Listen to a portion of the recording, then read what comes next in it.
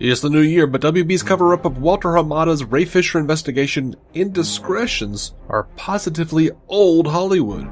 Also, where does Wonder Woman 1984 sit at the box office? Where does Patty Jenkins sit with Warner Brothers? And whatever happened to that Green Arrow and the Canaries show?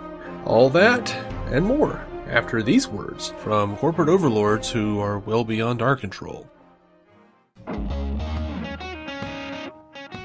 Welcome into DC On Screen episode 623. This is the podcast where we talk about the DC Comics multiverse on film and television, give honest opinions on projects upcoming and past, and believe that every version of a property is valid, even if we don't dig it ourselves. If it's been released, it is fair game. So beware of spoilers, and welcome to the show. I'm David C. Robertson, and this, the man who once used a giant dildo as a teddy bear while sleeping in a stranger's yard, Jason Goss. Shit happens, dude. I mean, it was warm. Well, sure. I just didn't understand why you had to swing it at those cops when they showed up. Like, they tried to take it from me. Well, that's not right. The warmth could have been from previous use, but I'm not here to judge that. I needed it for what I needed it for. Well, you didn't need it to be vibrating. That actually helped the warmth. Oh, I figured. Mm-hmm. Yeah, I laid it on my back for a while between the scapulas. It's actually really refreshing. Scapulas.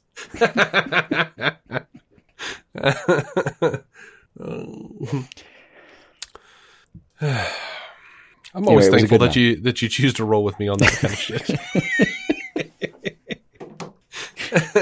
One episode, I'm just gonna be like, "Go fuck yourself."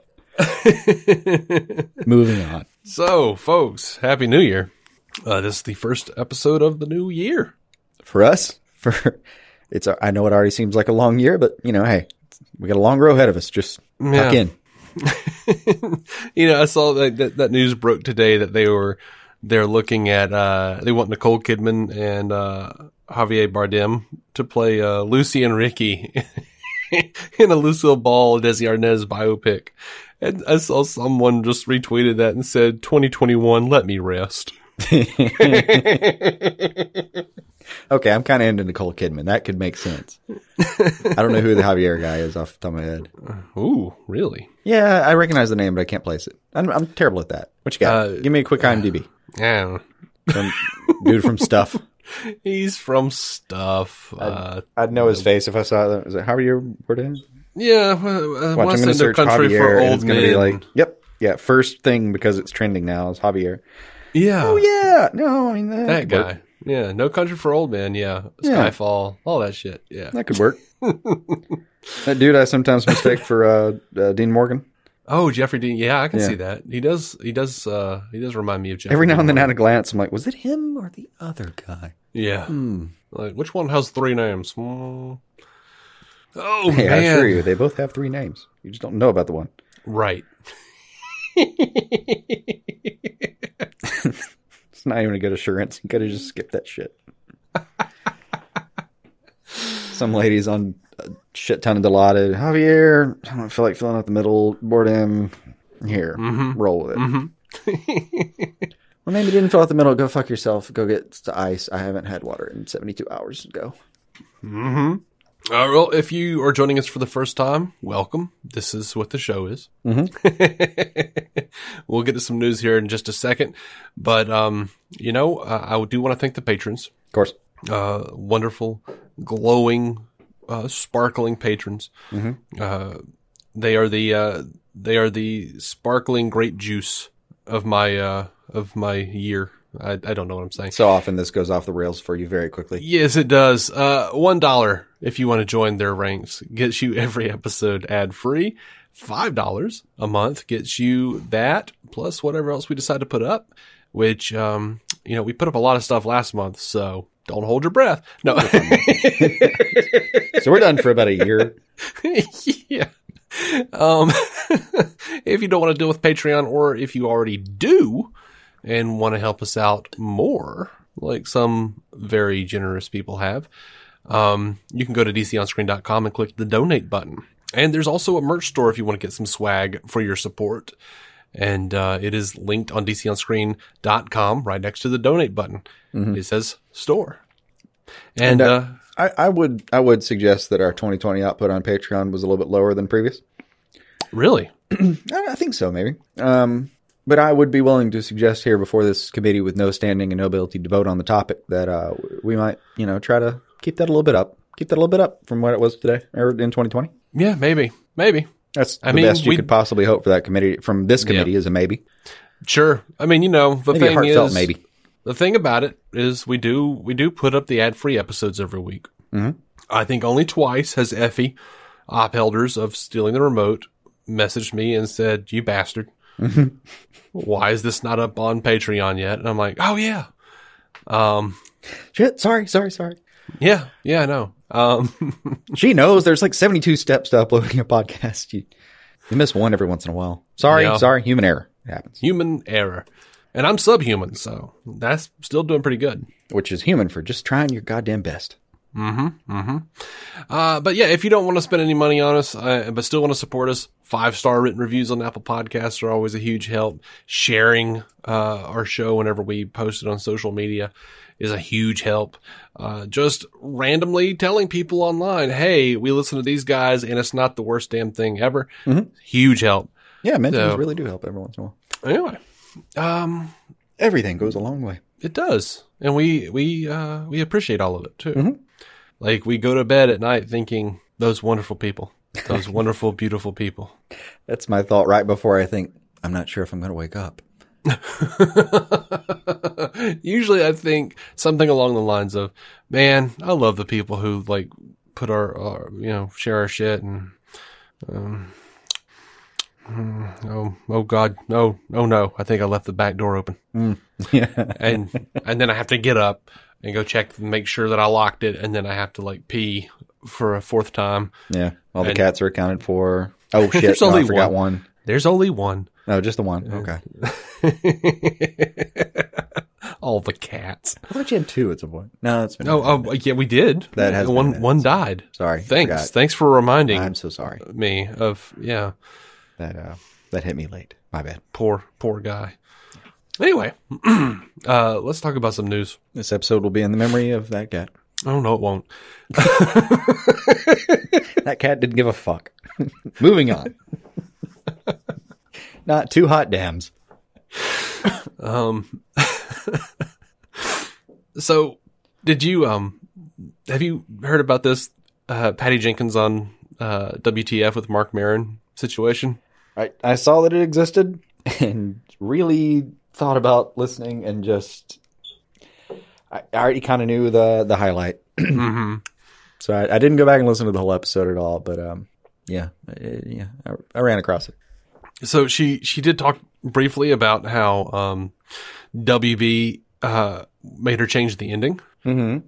which is funny because it is my biggest issue with the movie, with the first movie. And she said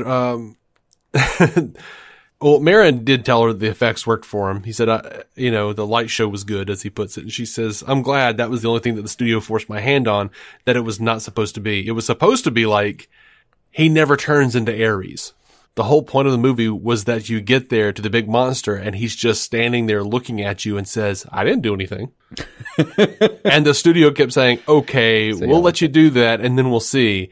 And then I could feel it creeping up. And at the last minute, they were like, you know what? We want Ares to show up. And I was like, damn it, we don't have time to do that now.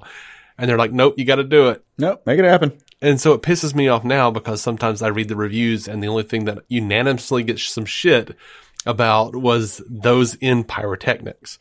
That, like, DC always does this. And the truth was, it was them. The studio did make me do that. And it wasn't right. In all fairness, though, that doesn't mean that the critique's wrong, because DC did make you do that. That's true. But she said that's okay. She did admit that she later came to terms and loved what they did for the movie's end. But just she didn't have enough time to make it look as good as she wanted it to. And on record, as a person who did not like Wonder Woman 1984, as a person who has given Patty Jenkins some shit for what he didn't like, I really like what she just proposed. I really like the idea of there's no big bad. It's just Ares going, I didn't do anything. This was all them. I mean, I do like it because it's a nice twist. The only thing I don't like about it is that historically, like, even out of DC canon, Ares is super arrogant about like, it was me. it wouldn't feel super in character, but it also just kind of would crack me up to see him just smirking and be like, wasn't even me this time. They just did this shit. Yeah, no, like that's what I like about it. Is like someone as arrogant as Ares is still willing to go like, no, this wasn't me. I was just riding a wave, man. I didn't even. And like, what could be more crushing to Wonder Woman than the concept that it wasn't even like some kind of divine intervention? No, this is just their nature. I mean, after she goes through this whole personal journey about finding the wealth of generosity and worthwhile nature of humanity, kind of thing. No, they're just fucked. I didn't even have to try. Sorry. Yeah, like, and you see those horses over there in the pasture? You see how they're fighting? That's me. I did that.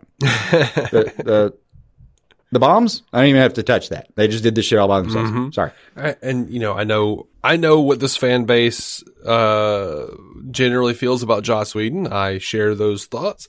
But one of my favorite bits, and because we can talk about David Greenwald, we can blame it on him if we want to. One of my favorite bits from Angel is when he goes to Wolfram and Hart, the big evil lawyer company, the big law firm, and he demands to, be taken down, and they take him down. Like, Holland Mathers takes him into the elevator, and the elevator is just never ending, and they're going to hell.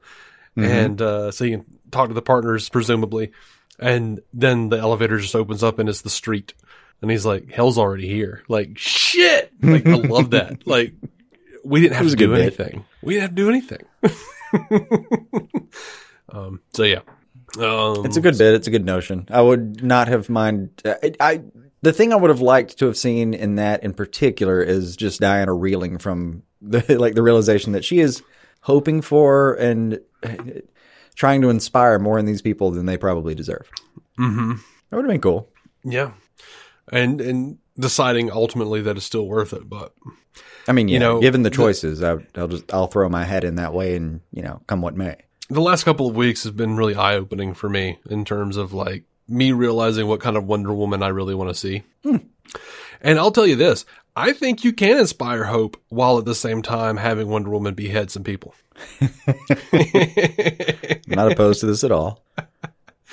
And I'll mention it briefly, but there was Zack Snyder posted a placeholder image of Diana holding heads, like severed heads during the Crimean War. It was a placeholder image for what Patty would eventually come in to do. And once they had put that story into place, and Zack Snyder had a hand in that story. So, I'm not just going like, screw Patty Jenkins or anything. Yeah. But that Crimean War image with her holding those freaking severed heads it was so cool. Oh, that's a good shot, man.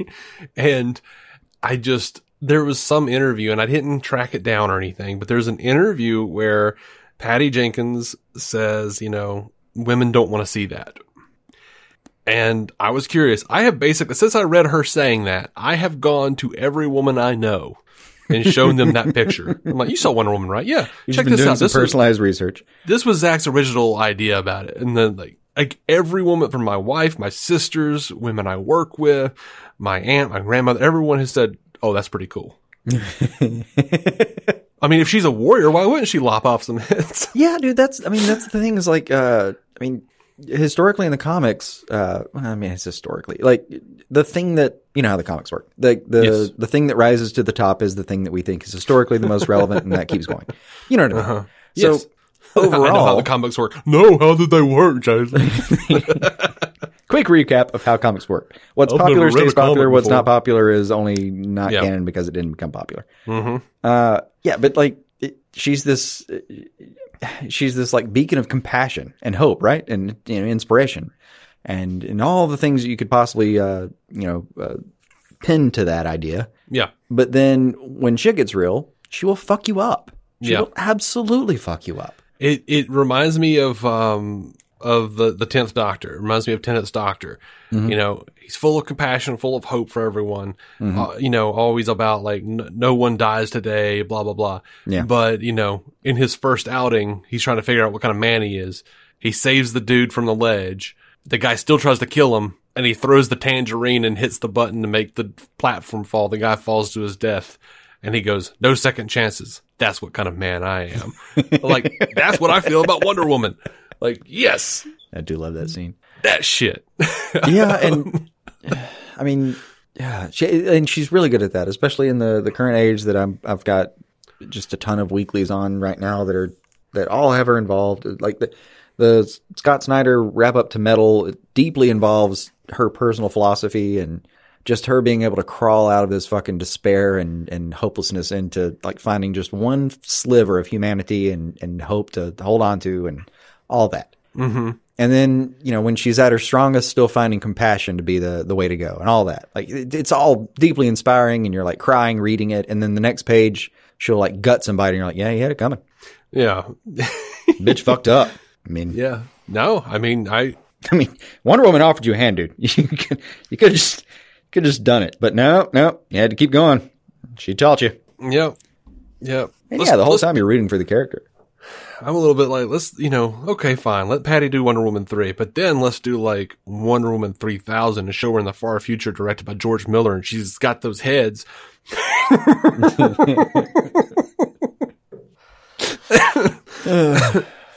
No, Yeah. And honestly, like that picture did excite me more than anything I've seen in either Wonder Woman movie. I was just like, oh, that's so cool. No, I'm still taken by certain scenes in both. I mean, sure. No Man's Land sequence is like fantastic. So just good. Balls out good, man. I mean, it's so good. She's taking all the fire. You know? Yeah, just awe inspiring. Like it's hard. Like it's one of those scenes where you're like, I'm just gonna watch like a minute of it, and then 10 minutes later, you're like, oh my God, I'm still watching this. Yeah, no, there was a lot to like in the first Wonder Woman movie, I thought, honestly. Yeah, I think you had some like overall conceptual problems with the second that were just never like, I think there's even stuff in the second that you'd probably like just in its bubble, but contextually, like within the framing of the movie that they gave it, I don't think it's ever going to work for you. Yeah, it's just not. And that's fine. Yeah, no, it's fine. I mean, and we'll talk a little bit more about that as the show goes on. We've got some feedback, but it is philosophically troubled for sure. Yeah, for sure. As our last episode might have pointed out. Yep. Let's actually talk about some Wonder Woman 84. Sure.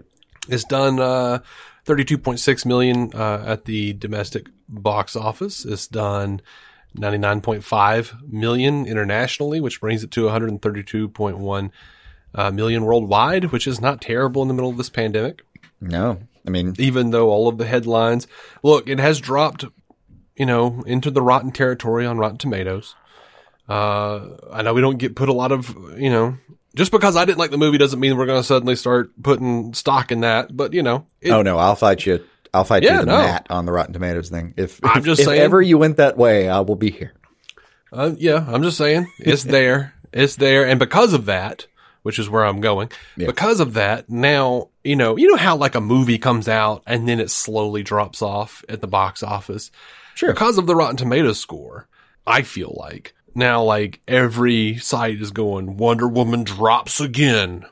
Like, oh yeah, no, that's my biggest problem with the Rotten Tomatoes thing is it's not like it's some just innocuous site over there doing its own thing invalidly, but it's a site that people report on, and like the story gets it's not just a multiplier on the story; it's an exponent. Like the story begets more of the story, and the next thing you know, people aren't watching it because the story. Like, yeah, no, I mean, I fully endorse watching the thing, subscribing to HBO Max, concoct your own opinion of it. Don't just listen to me and say Dave doesn't like it, therefore I'm gonna hate it. Go and watch it, and then tell me you hate it, because it's real, and you don't like it. But if you do like it, tell me why I'm wrong. Explain to me what my issues are.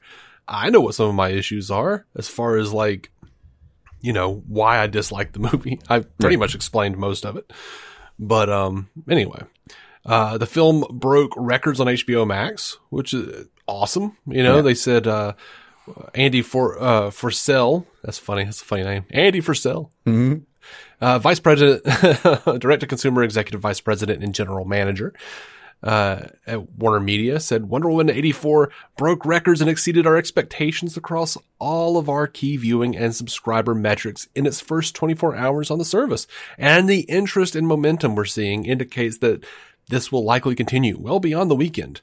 During these very difficult times, it was nice to give families the option of enjoying this uplifting film at home where theater viewing wasn't an option. All right, uplifting. It wasn't uplifting for me. I'm sorry, but they're pushing that narrative so hard. I mean, I get it, but there were points outside of your conceptual problems that were uplifting. They tried. Yeah. We'll talk about it later. There's a research firm out there claiming that this was via the Hollywood Reporter, said that the Wonder Woman sequel outstreamed both Hamilton and Soul, which would be impressive if it actually outstreamed really Hamilton. good news for HBO Max. I mean, Soul too, but yeah, Hamilton was a giant event for Disney Plus. Yeah, and they said that 23% of HBO Max's audience signed up for the streaming service to watch Wonder Woman 1984, and 14% of the audience plans to stick with the service for the foreseeable future, compared to 9% saying they will cancel the subscription soon. Neither Warner Media nor Disney have provided official streaming numbers for the services. So that's 73% just went, Yeah, well, look, we've got 9% saying they're going to cancel their subscription soon. The numbers don't ever work like that. These people are contrarian, and they will forget they have the subscription, and they will not cancel. Oh, I did that with 2 different Amazon services at some point, where I was like, when did I even get this, and for what? Yeah, and that's why the subscription, and you can look it up. And it's all over the place. Subscription services are very popular. I will tell you this in complete transparency, as a person who offers a subscription service on Patreon, the subscription services are important so that people will keep paying and not think about it. I'm serious. People forget that's why they do things like, free trial. And then, notice that all of these services, when the trial is up, you start getting charged. You have to put in a credit card up front.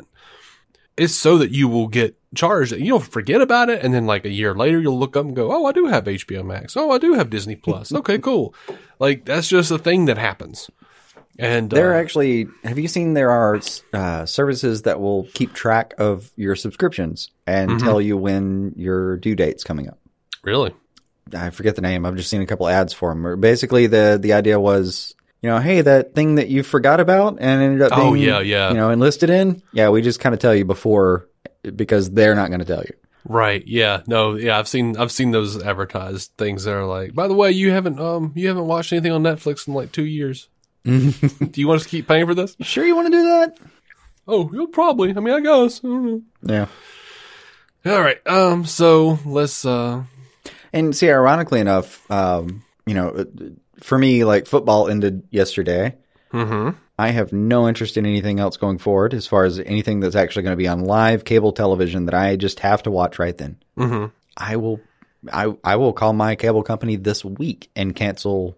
We don't have like cable as in we have cable boxes and stuff. We have streaming cable. I will call and cancel the shit out of that streaming this week. Mm-hmm. But you're a hard ass. You're one of the few. That shit's costing me like $70 a month. I didn't take hard ass. I'm just going to do that because it's bad money. Oh, no, but I'm just saying most people aren't on top of that. Like, it's also like, it's not even giving you a compliment, Jason. Well, come on, man. It. Sorry. I'm not trying to even be meticulous. It just, for me, is a major event. It's like, as soon as football's over, as soon as college football really is over, I'm out. I'm good. I don't need anything else streaming. It's a routine for me now. I'm gonna call this week and say, well, cancel that. Oh, you can't cancel until so-and-so? Okay, that's fine. We'll just go ahead and cancel it then. I know the procedure. We're good here. Have a good day. Just bounce me as soon as you can. I'm going to call you in August and start this again. I'm not going to pay for a few months. Yeah. I can't. I couldn't be bothered to do. I don't care about sports though, so I'm not going to do that anyway. I literally just have it so I can do live events. That's it. That's impressive. There's got to be a better way. There probably are better ways. Maybe. Let's go to this thing here. Mm-hmm. Patty Jenkins was talking to Joe Blow about 84. Said apparently they did not want both of the opening scenes. She said she wouldn't have jammed it in there because of the success of the film, because it actually made the movie too long. We have 2 openings in our movie, and we would talk about that with the studio all the time, and they would say, you've got to cut them all in the 80s, or you got to cut the Amazons. And I was like, we can't cut either. I think you could have cut them all. I would have been happy with cutting them all. Yeah, for sure. 100%. Perfectly happy with them all going away.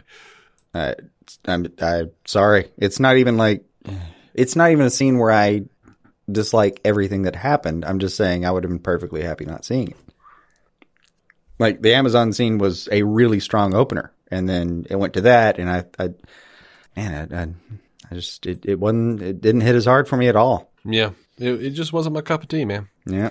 Apparently she only had one deleted scene that she actually, like, most of everything that she cut was just like extensions of bigger scenes. So, you know, she just Chris trimmed Pine showing off his scenes. penis. Gotcha. Oh, good God. Why would you cut that? Yeah, no, apparently the only thing you're right. That would have been another $30 million opening weekend. Yeah, carry on. Yeah, no, apparently the only thing she actually cut was Steve and Diana hailing a cab outside of the Natural History Museum. Like, oh, okay. Yes, that is the right thing to cut. Yes. I'm trying to imagine how that scene could have been, I don't know, like so engaging that I would be mad it's cut, but I'm having trouble. Mm-hmm. No.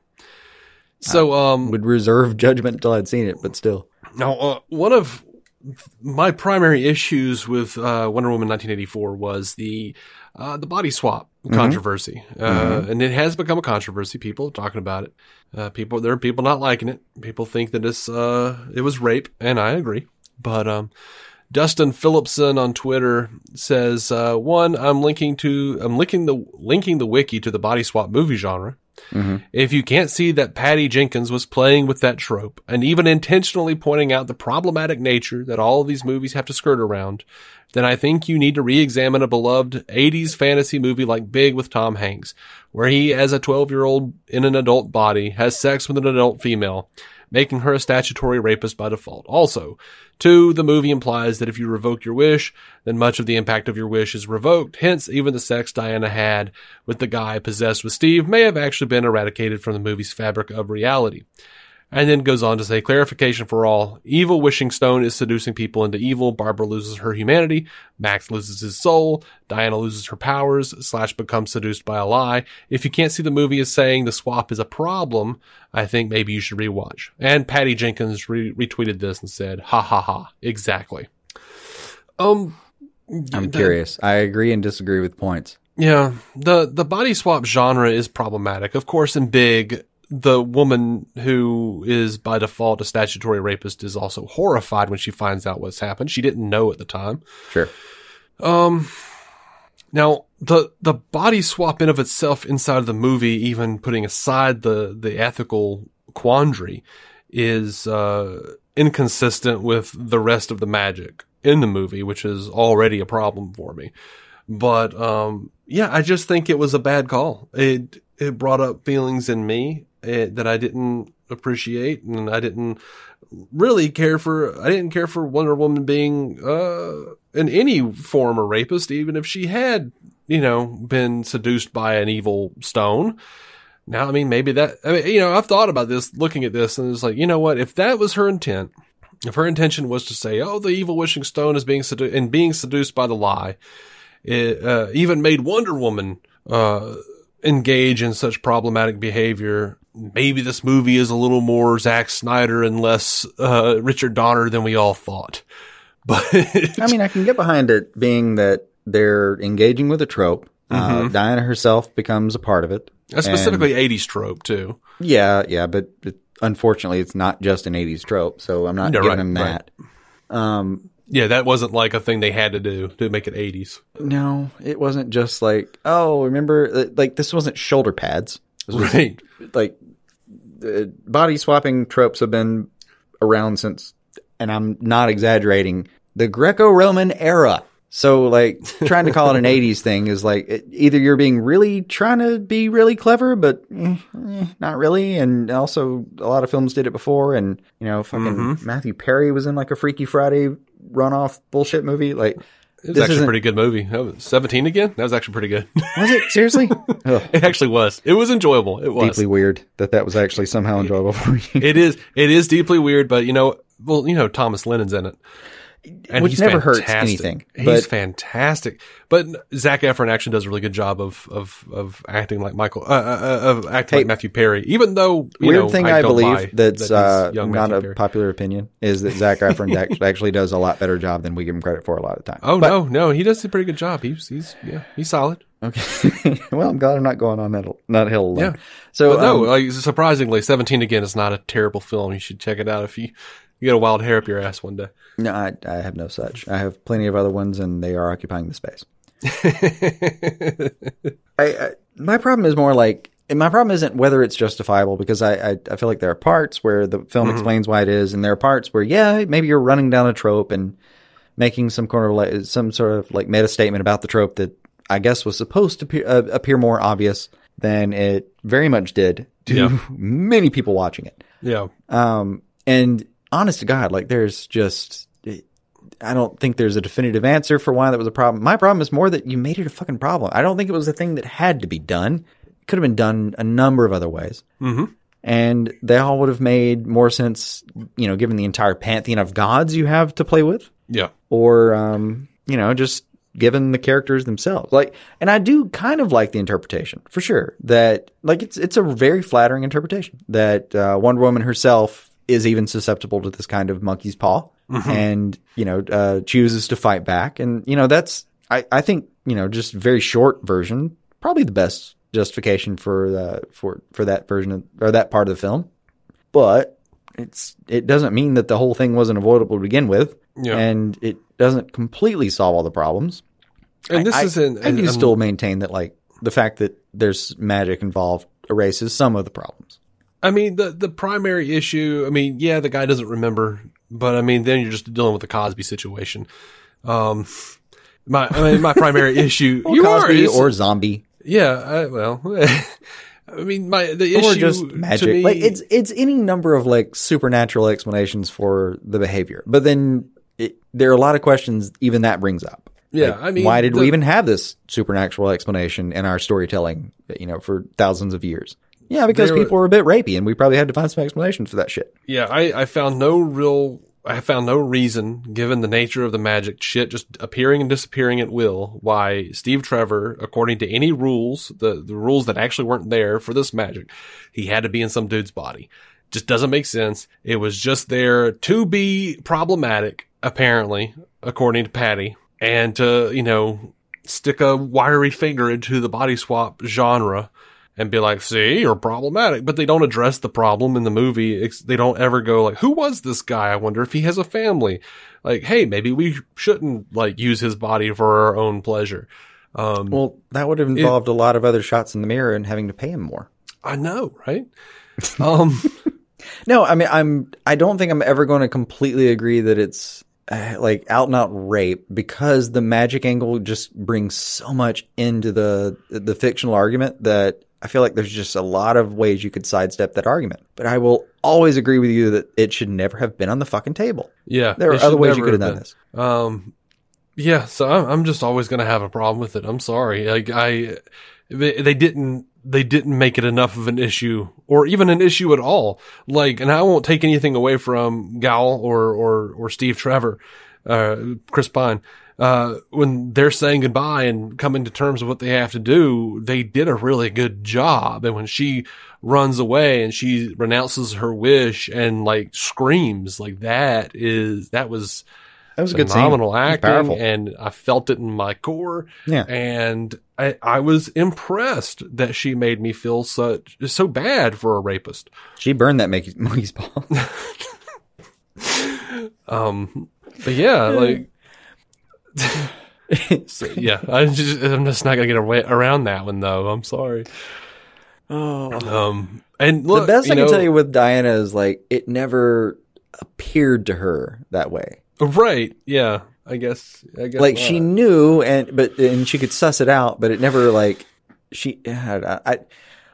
it's never she was holding down some dude who just didn't want to be there, or somebody unconscious or something. It's no, it's not that straightforward either. Like it's a very gray area for sure. And the fact that magic is involved and that the monkey's paw effect is the center of the film makes it much grayer, frankly. Like there's a whole fucking portion of an ethics class probably available if you wanted to on this film. And to be clear, anyone who feels like commenting this specific joke, I'm just going to warn you right now. I have already been blocking people who are like, oh, she can rape me. I've seen that so many times, and I've blocked every piece of shit who says it. Yeah, sorry. That's just not an appropriate response at all. Yeah. Mm-mm. Even if, she can use my body without... No, it's the same thing. You're gone. That's just a massive misunderstanding of the sheer idea of consent. Or, frankly, those people who are like, who are in the camp of like, well, you can't rape a guy. Go fuck right the fuck off. Oh yeah, no, I have absolutely sorry. Just unfollow us right now. Quit the episode. I'm done with you. Wait, I know I came to this group before with no standing and no right to vote, but I suggest we have such a thing now. I'll tell you this: like one of, and we vote you off. There's a pretty big supporter of the Snyder Cut movement who has a show. It's on YouTube. He does a bunch of shit with people we know. He's had Zack Snyder on the show, and he said, he made a big statement about like, I don't consider it rape because society wouldn't consider it rape because it was a man. And as a man who's had a personal experience that would deeply contrast with that notion, yeah, he's fucking blocked, dude. Gone. Sorry, buddy. Like the best interpretation for that I could come up with was that maybe he was just talking about literally the interpretation of it. Yeah, I mean, he could have been being sarcastic or some shit. I don't care. Yeah. I mean, it requires clarification on the best day, and on the worst day, it's just no. Sorry, that's not an acceptable thing. Yeah, and it's not because he enjoyed the movie more than I did or anything stupid like that. It's just I'm not subscribing to that bullshit. Men can be raped too. Sorry. Yep. Fact. Just an actual fact. So Warner Brothers, and this seems almost, I mean, it would be ludicrous even if I liked the film and didn't feel as strongly as I did about it. But, Warner Brothers, has, asked I don't know Academy, what you have planned now, so I'm deeply curious about the contrast you're about to bring into this conversation. Warner Brothers has asked Academy members to consider nominating Wonder Woman 1984 for Best Picture on behalf of several nominees, including producers Deborah and Zack Snyder, Best Director for Jenkins, Best Adapted Screenplay for Jenkins, Jeff Johns, and David Callahan. It was submitted for consideration in the acting categories for Gal Gadot as Best Actress, Kristen Wiig, Robin Wright, and Connie Nielsen for Best Supporting Actress, Chris Pine and Pedro Pascal for Best Supporting Actor, Best Cinematographer, Matthew Jensen, Best Film Editing, all the things, the things. Please consider us for best, all the things. Like, even if the cornball Richard Donner shit wasn't in there, and even if the rape thing wasn't in there, no to all of those. I'm not necessarily disagreeing. The one thing I'm disagreeing with is the fact that was a headline. Yeah. Now, and I propose this as a test. Someone who knows more than I do about the inner workings of this, please let me know. But sure. Does not anyone nominate their things for all the shit? I don't know. I don't know. I mean, don't you just kind of nominate it just to get it in the hat? But, see what happens? I mean, maybe. I don't think everyone does, because you have to actually, I think, pay. Probably. You have to pay to do that. But, But it's a studio and they can afford to, so. I think the important thing, though, and the reason I included it, because I don't give a shit what the Oscars do. The reason I included here is because Warner Brothers is pushing so hard, pushing a certain narrative, a narrative that includes Jeff Johns. Very, very, very hard. Now, I mean, yeah, maybe you could, based on all the streaming kerfuffle regarding the Oscars, maybe they might actually get it because, what else has come out? I honestly, no joke. I'm sorry. Like you know what the Oscars should do at this point is just forego the whole we're film buffs thing, because first of all, I think the veil has been lifted on that myth a while now. And second, we all know you're just holding on for ratings. They're terrible. It's not good. It's not good as far as the rating situation. Like, don't get me wrong. It's still an event. It still qualifies as an event. Like, there's no chance they're going to cancel them. I don't think necessarily anytime soon. But the amount of people tuning in as a product of both the amount of people tuning in going down and the amount of people that give a fuck is going down with it. The Oscars at this point should just be like best quarantine video. Best video of a guy playing with his dog. Best video of a guy doing that thing off the bottom of skillets with the ping pong balls. Best Rube Goldberg assembly developed during quarantine. We're just going to do YouTube videos from here out in 2020. Or I guess the 2021 Oscars. I still wouldn't watch. I mean, I wouldn't either. I would, even if I watched, I'd be like, yeah, I saw it. No, I saw that one. No, I'm good. Thank you. No, I am curious. I would be a little more curious. I would be curious to know what the very important people, the very sophisticated, important people of Hollywood thought was the best, cat video.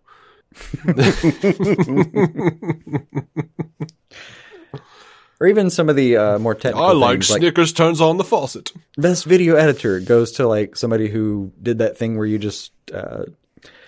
what do they call the thing where you like jump up into a frame, but that frame was already there, and you pretend that thing was there, and you're jumping into it? I don't know. I wish I remembered the term, but yeah, you like literally do like a click kill thing in the middle of the air, and that thing, you just freeze frame that and leave it there somewhere. Freeze frame's a fucking old ass term.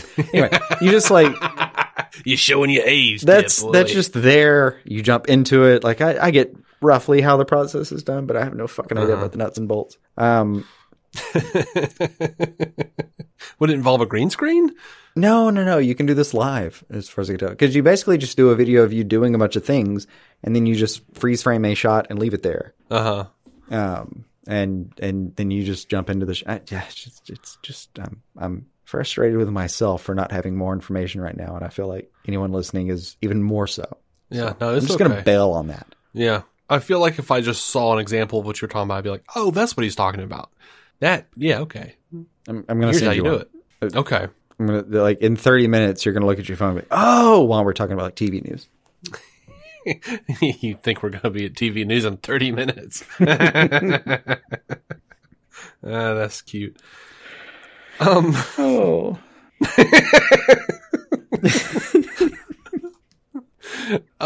So yeah, they've already announced Wonder Woman 3's in the works, with both Gal and Patty returning. Toby Emmerich via Variety said his fans around the world continue to embrace Diana Prince, driving the strong opening weekend performance of Wonder Woman 1984. We are excited to be able to continue her story with our real-life Wonder Women, Gal and Patty, who will return to conclude the long-planned theatrical trilogy.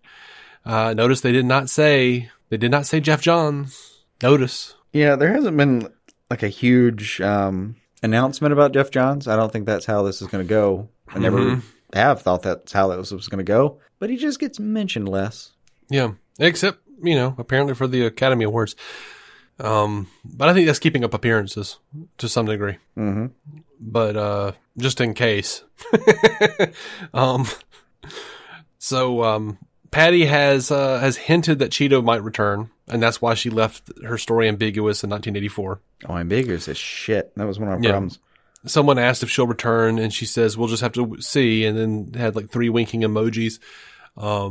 Then during an interview, she said, I have my reasons for making Cheetah's story ambiguous at the end, and I think it's not clear her point of view on everything that just happened. I love that we wrap up Max's point of view and that you see the culmination of that storyline. I think it's so important. But the truth is there may or may not be more to come, and reasons for that.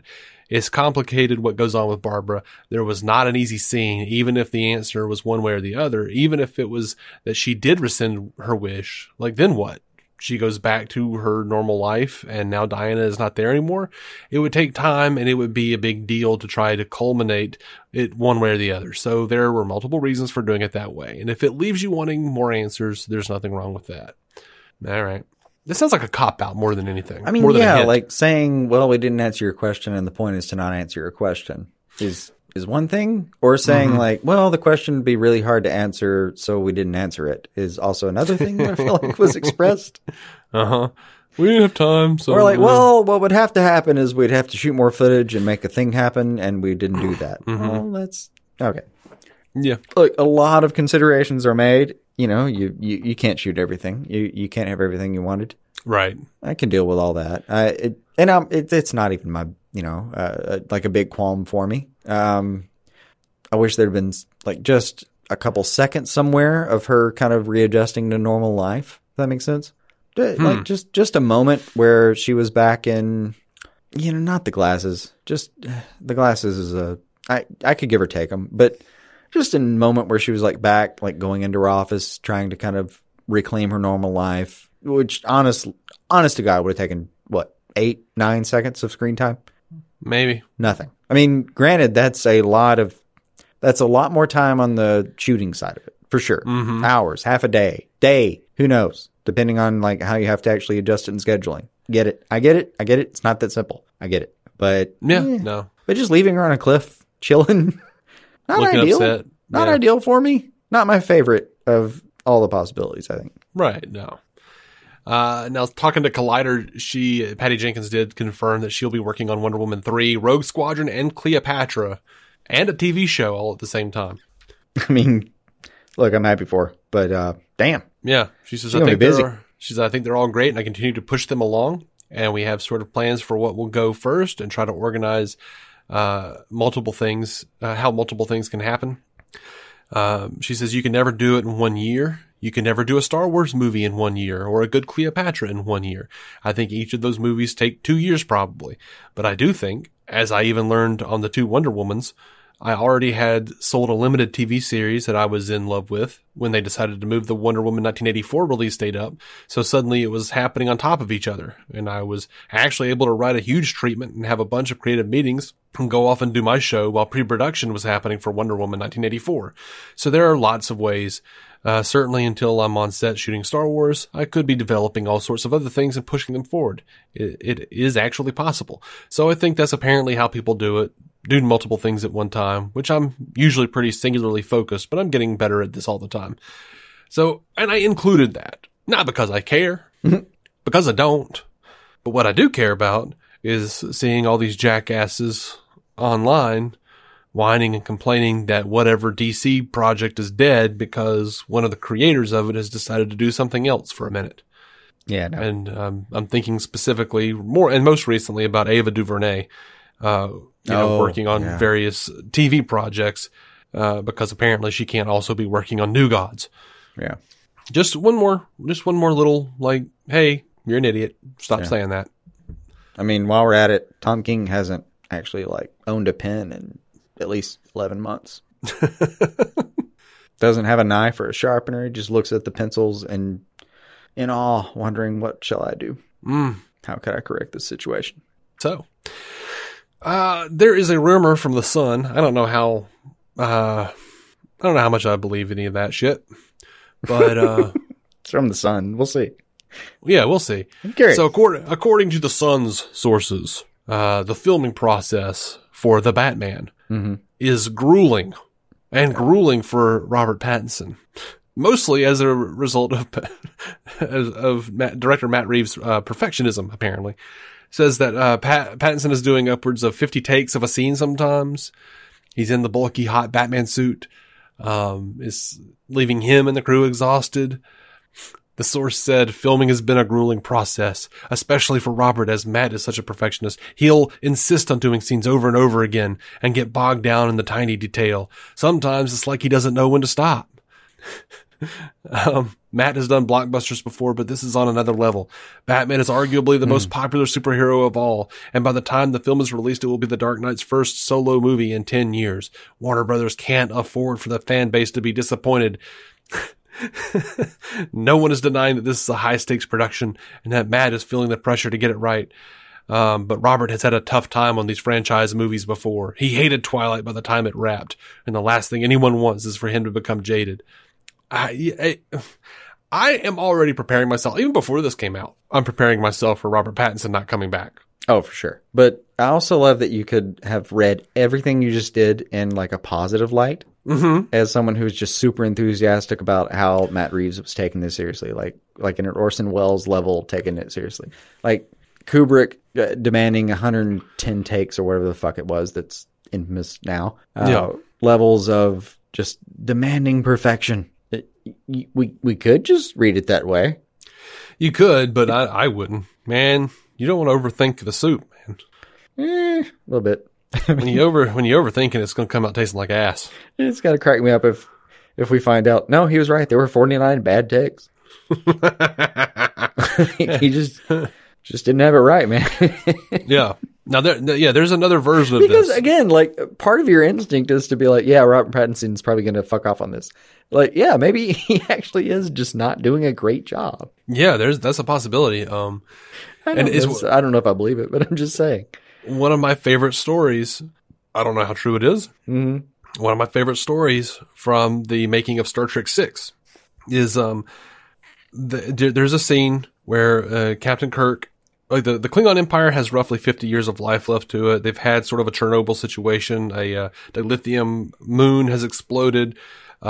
They're sending a peace envoy, and they want Kirk to be the olive branch. You know, he's been fighting Klingons all these years. Mm-hmm. And Kirk, you know, the Klingons killed his son. He's very prejudiced.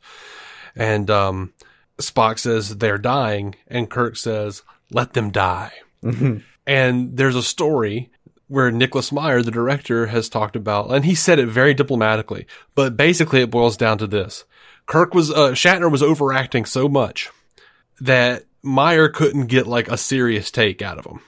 Like, Shatner thought it was a serious take, but everyone on the crew was just like, "Oh God." So Nicholas Meyer's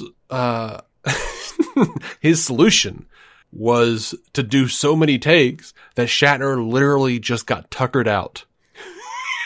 Oh yeah, so he gets just so tired. He's like, "Let him die." You know, it just barely shows up for it. Yeah. Yep, that's the one I wanted. Good job. It was a fantastic take. It was the take they used. Yeah. He's just a little seething, but really understated. Let them die. Like, okay. Okay. It wasn't some Shakespearean, let them die, you know. But, and yeah, that might be what they're doing for Rob. I don't know.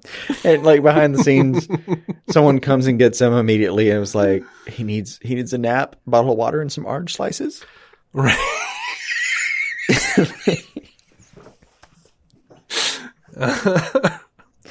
In reverse order. Anyway. I had trouble imagining like Pattinson being just so stressed on set. I'm sorry. And I know this isn't, I didn't get to look up the origin of these photos.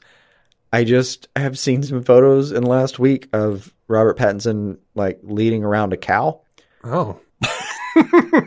He's just like in a cow pasture, and there's a cow, and the cow is like one of those cows that actually has the bell on the bottom, you know? Yeah. And one of those cows. Yeah, I mean, I have cows in the backyard. Not one of them motherfuckers has a bell. I would complain if they did. Yeah, no, those belled cows are a cult, man. You can't trust those cows.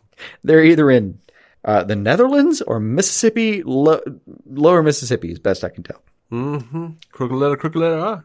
Or where's Mississippi State from? Starkville, right? I think. All right, so anyway, somewhere around that area, or like the area where we like mistakenly, stereotypically think that everyone wears wooden shoes. So, oh, what? That's my area thing. Everyone mistakenly, stereotypically, but I don't know what? Who's wearing wooden shoes? I think it was a Dutch, like the Dutch boy with the thumb in the wall wearing the wooden shoes. About like the sabot? Yeah, that probably too. Is that the same thing? I mean, I really just know I know it from Star Trek VI, weirdly enough. About the Dutch. Love that this tied in. I know. Stupid way. Go for it. No, like one of the Vulcan character, Valerius, explains that the Dutch workers, were unhappy with their working conditions, and they took their wooden shoes, sabot, and threw them into the machinery. Naturally. That's just where we get sabotage. Ah, yes. Which is the only reason I know that. It could have been made up for all I know. I mean, I doubt it because Star Trek prides itself on having freaking alien characters knowing Earth's history better than anyone else. I don't know the etymology of that word in the slightest. That could really be it. All I imagined was like, the picture I saw was like Pattinson, he's leading some cow. I think the cow has the bell, and it's like deeply snowy, cold areas, and just Pattinson just looks like he's laughing his dick off while he's leading the cow around. Okay, so now I believe Pattinson's on mushrooms. I mean, I saw the cow. It wasn't just him. Uh-huh. Well, yeah, no. What he found in the pasture before is not documented. Right. No, we know what he found in the pasture before. That cow was grass-fed, and he came at the right time after, I think, a rain. He might have found something. Mm-hmm. But, yeah, no, I'm sorry. The dissonance in my head was reconciling the whole, like, Pattinson's being asked for blah, blah, blah, and then just thinking of him just frolicking in a farm in a pasture with a cow, thinking like... The hours are grueling. And it just looks like he's, like, leading the cow around just... It looks like he's looking around like, oh my God, can you believe I'm just leading this cow around? This is hilarious. Just living his best damn life, man. Yeah. I'm like, that doesn't look very grueling to me. I mean, it would be to me because... Oh, I would hate like the both. outdoors. Like, being asked for 50 takes in a leather suit sounds awful. And then also being in the kind of cold that I felt like I was looking at also sounds awful. Mm-hmm. I would literally have a moment where they were like, hey, just take some photos with this cow. And I'm like, this cow's cold. I'm cold. I'm from Alabama. Are you fucking kidding me? I'm going inside now. Go fuck yourself. Someone bring me whiskey. Right. Or everyone here I hope can that's go in the right movie. to hell. Yeah. I hope Bruce Wayne is just tripping balls and leading a cow around a pasture in some scene. It'd be the best Batman movie ever. Adam West would sure be proud. Yeah, like, so, guys, about bringing Ben back. We have a better idea. We're going to CGI Adam West as a rancher. Uh-huh. Let's do some deep fake Adam West rancher. Now, he suggested it, so don't get me wrong here. He did. This is approved. We are referencing our own episode, DC Movies That Never Happened, Part 3, I believe it was. I think it was 3. I'm not sure. I was out of my fucking mind the entire time. It took me a couple listens myself to understand what I'd actually heard. Yeah. Jason was, to bring it full circle, laughing his dick off the entire episode. So yeah, I lost capacity in one of my lungs several times. Yeah. He lost years off of his life. Just collapsed. All right. Should we? You ever smile so hard your like eyes develop wrinkles? Yes, I have. Yeah. Ever do it in like, 90 seconds? Because I'm pretty sure that's what happened. I went in young and baby faced, and then I laughed so hard that I came out grizzled and, slightly older. Mm-hmm. I would disagree, but I hate to, do anything more than, or anything less than yes and. So, yes, that is exactly what happened. And we're moving on to the next bit. Before, I think before we do, because this is going to be a longish area, and we've already hit like an hour. So, let's just go ahead and do a break before we get into the WBT segment with Ray Fisher. I've decided to move that to the end of the movie segment because, good God.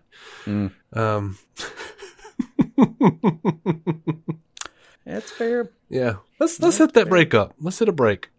All right, we are back from our break, and we've emptied our bladders, and some of us put our children to bed. Mm-hmm. Some of us have started on a screwdriver, and perhaps gotten a little further than started. Mm-hmm. Well into. But nevertheless, let's not make it obvious. Let's get to some of this WBT.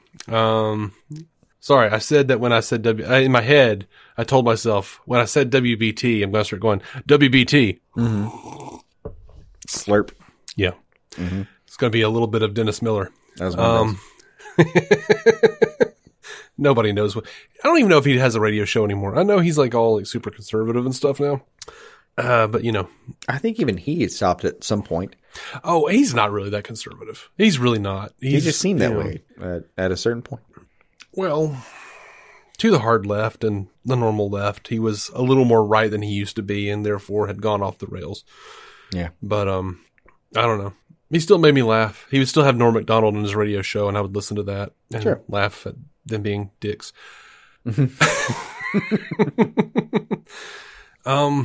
So the New York Times on Sunday, December 27th, put out this article. Managing movie superheroes is about to get a lot more complicated.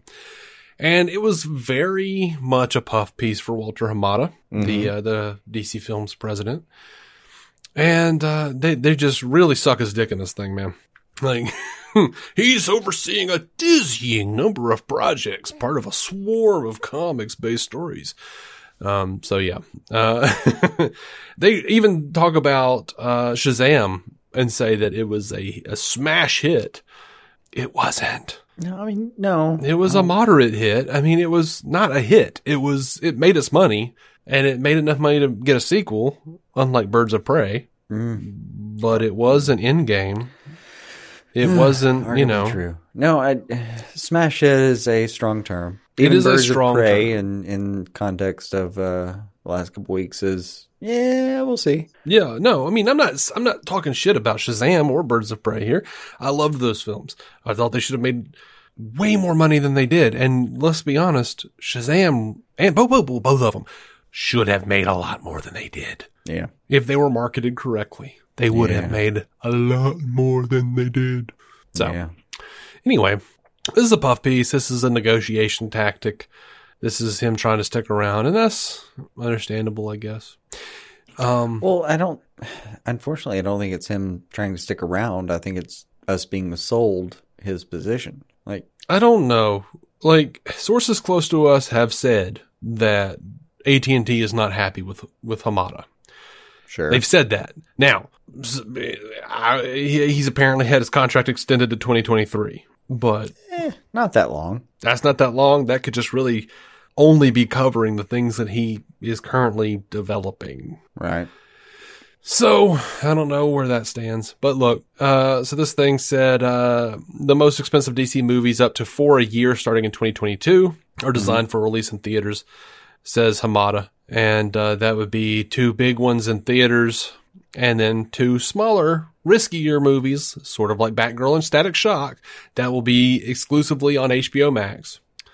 And what's weird is this article, which is clearly a puff piece, also goes out of its way to kind of shit on HBO Max. They refer to it as the fledgling streaming service owned by Warner Media. It feels like, and maybe I'm wrong, maybe I'm being paranoid. It feels like, I feel like Rush Limbaugh just saying this. It feels like Warner Brothers is in a war with Warner Media. No, it does a little bit though.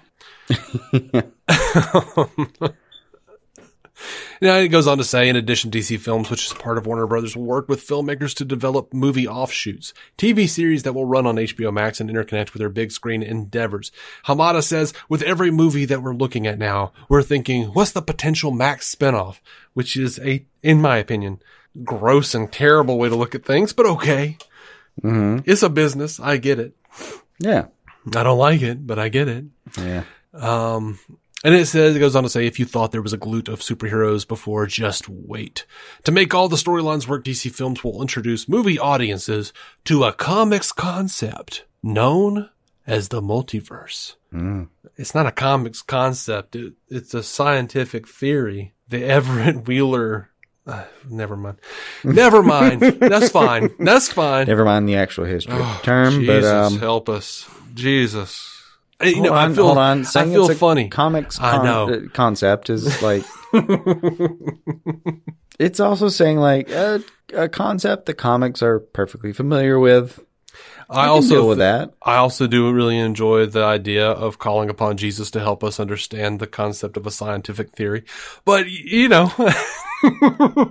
I mean, that's endlessly glorious to me, personally. But, I'm not saying the two can't intertwine. I'm not coming against anyone. I'm a man of faith myself. Mm-hmm. I'm just saying that's true. And we have many things we agree on, you and I. Yeah, that's right. And disagree on for fun little sidebars. Yeah, they're maybe fun for you. Anyway, there's lots to play with there. And it's not necessarily contradictory. There are. Not necessarily contradictory, but I am a man outside of the box as far as faith is concerned. Mm-hmm. I believe in a lot of scientific concepts that a lot of Christians just can't wrap their head around. And I don't understand why they can't wrap their head around, because there's plenty of wiggle room. I think it's my geekdom, honestly, that tells me you can headcanon anything. And you can make it work. It's all about what's not there. That doesn't say that that's not there. Anyway.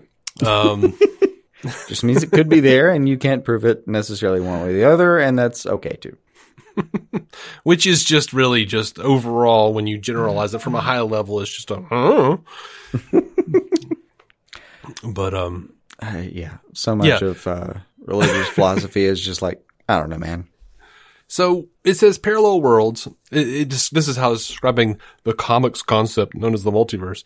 Parallel worlds where different versions of the same character exist simultaneously. Coming up, for instance, Warner Brothers will have 2 different film sagas involving Batman, played by 2 different actors, running at the same time. Well, yeah, we already knew this.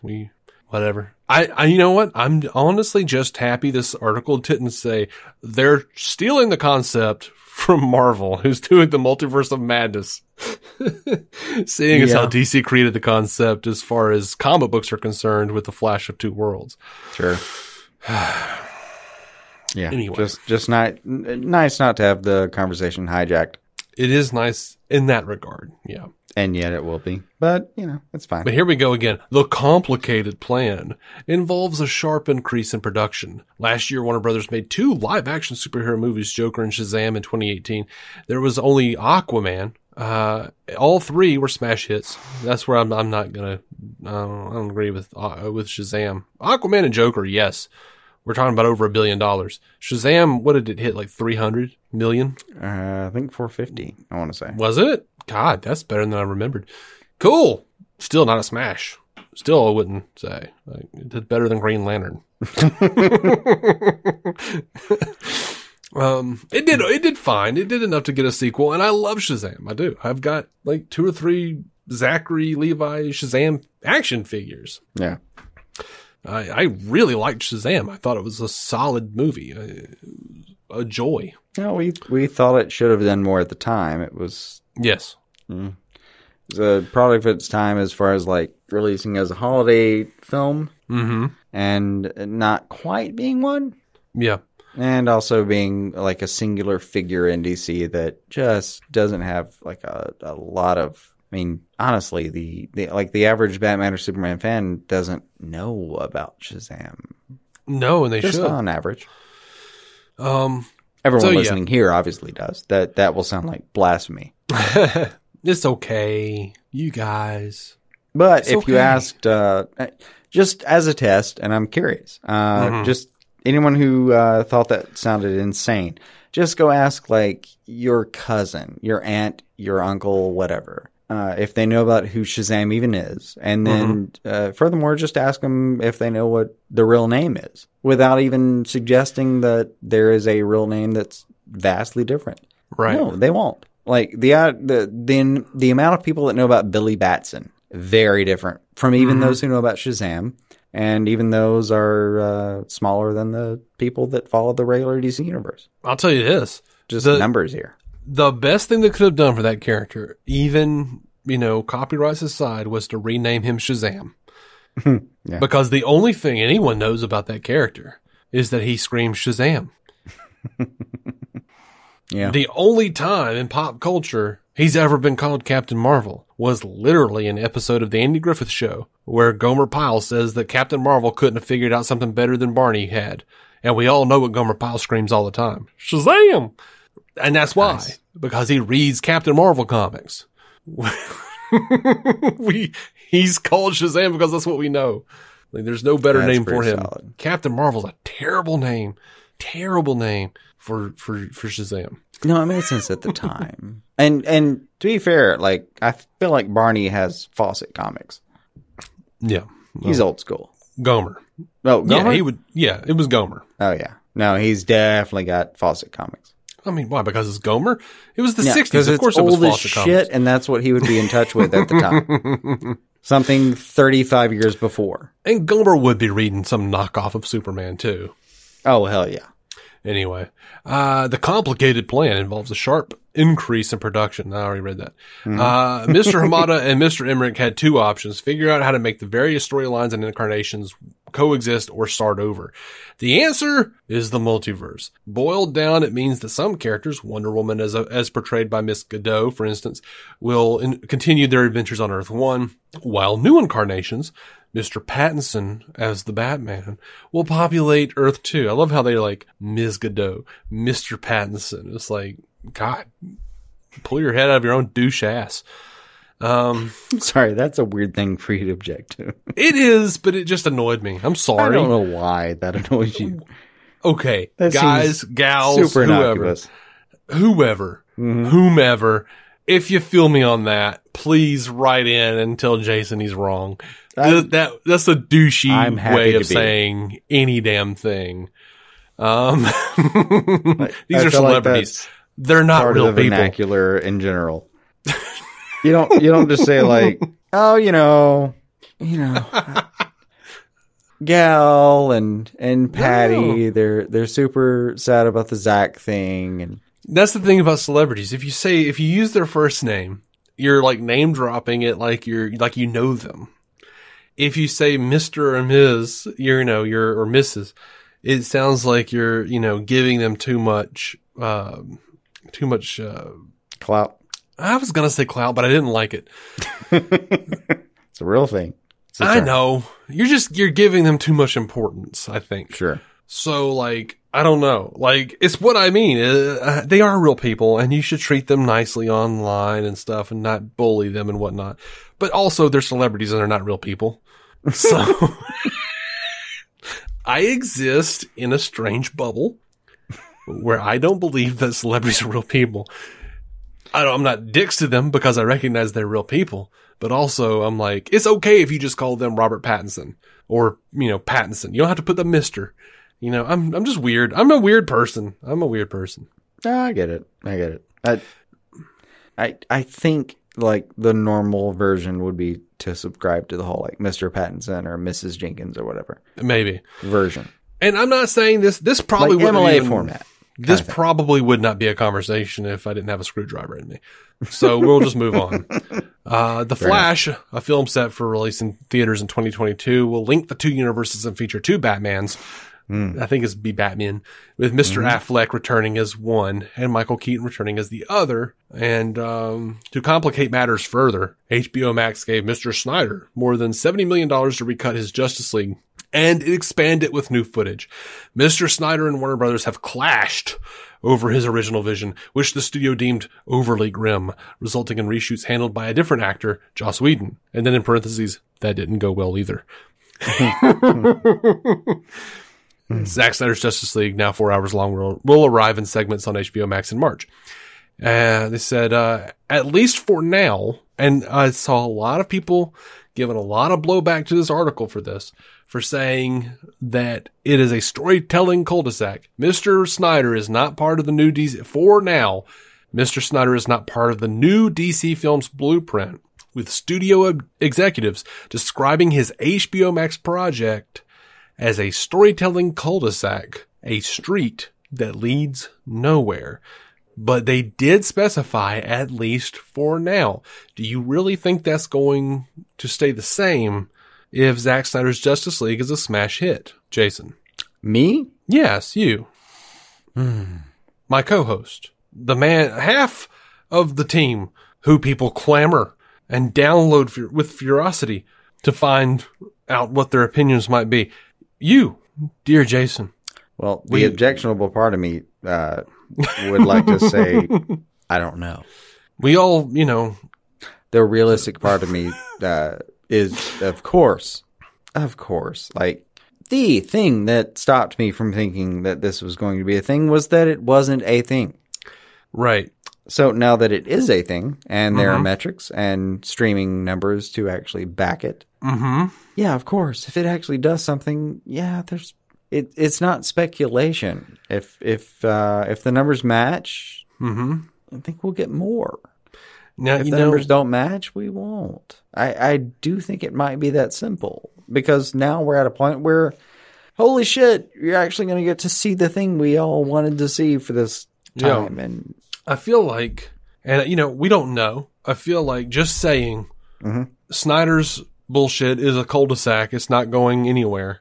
And having the New York Times say that in print, because no you know what, from the rhetoric from before. Yeah. Do you know what resulted of that? Yeah. By the way, did you see the hashtag restore the Snyder cut? Yep. Over 150,000 hashtags. Yep. Do you think that we're going to not have any more Snyder after Justice League? Probably not. I think there's a market for it. Like if it does well on HBO Max. Yeah. And I mean, we're looking at 150,000. The market's there. It's just that like it was a bunch of speculation before, and now, since it's actually going to be aired on a thing and they have their own internal numbers. Yeah. If they don't live up to it, it's over, man. If they do live up to it, yeah, we maybe like you can go back to the table and bargain for stuff that was never an option before. I agree. And we'll we do get actually more of all that. have to stream this when it comes out, though. That do. Will be key. We do. And there's some report out there that says that it's coming out on Blu-ray the same day. I say no chance, but whatever. I think that's bullshit.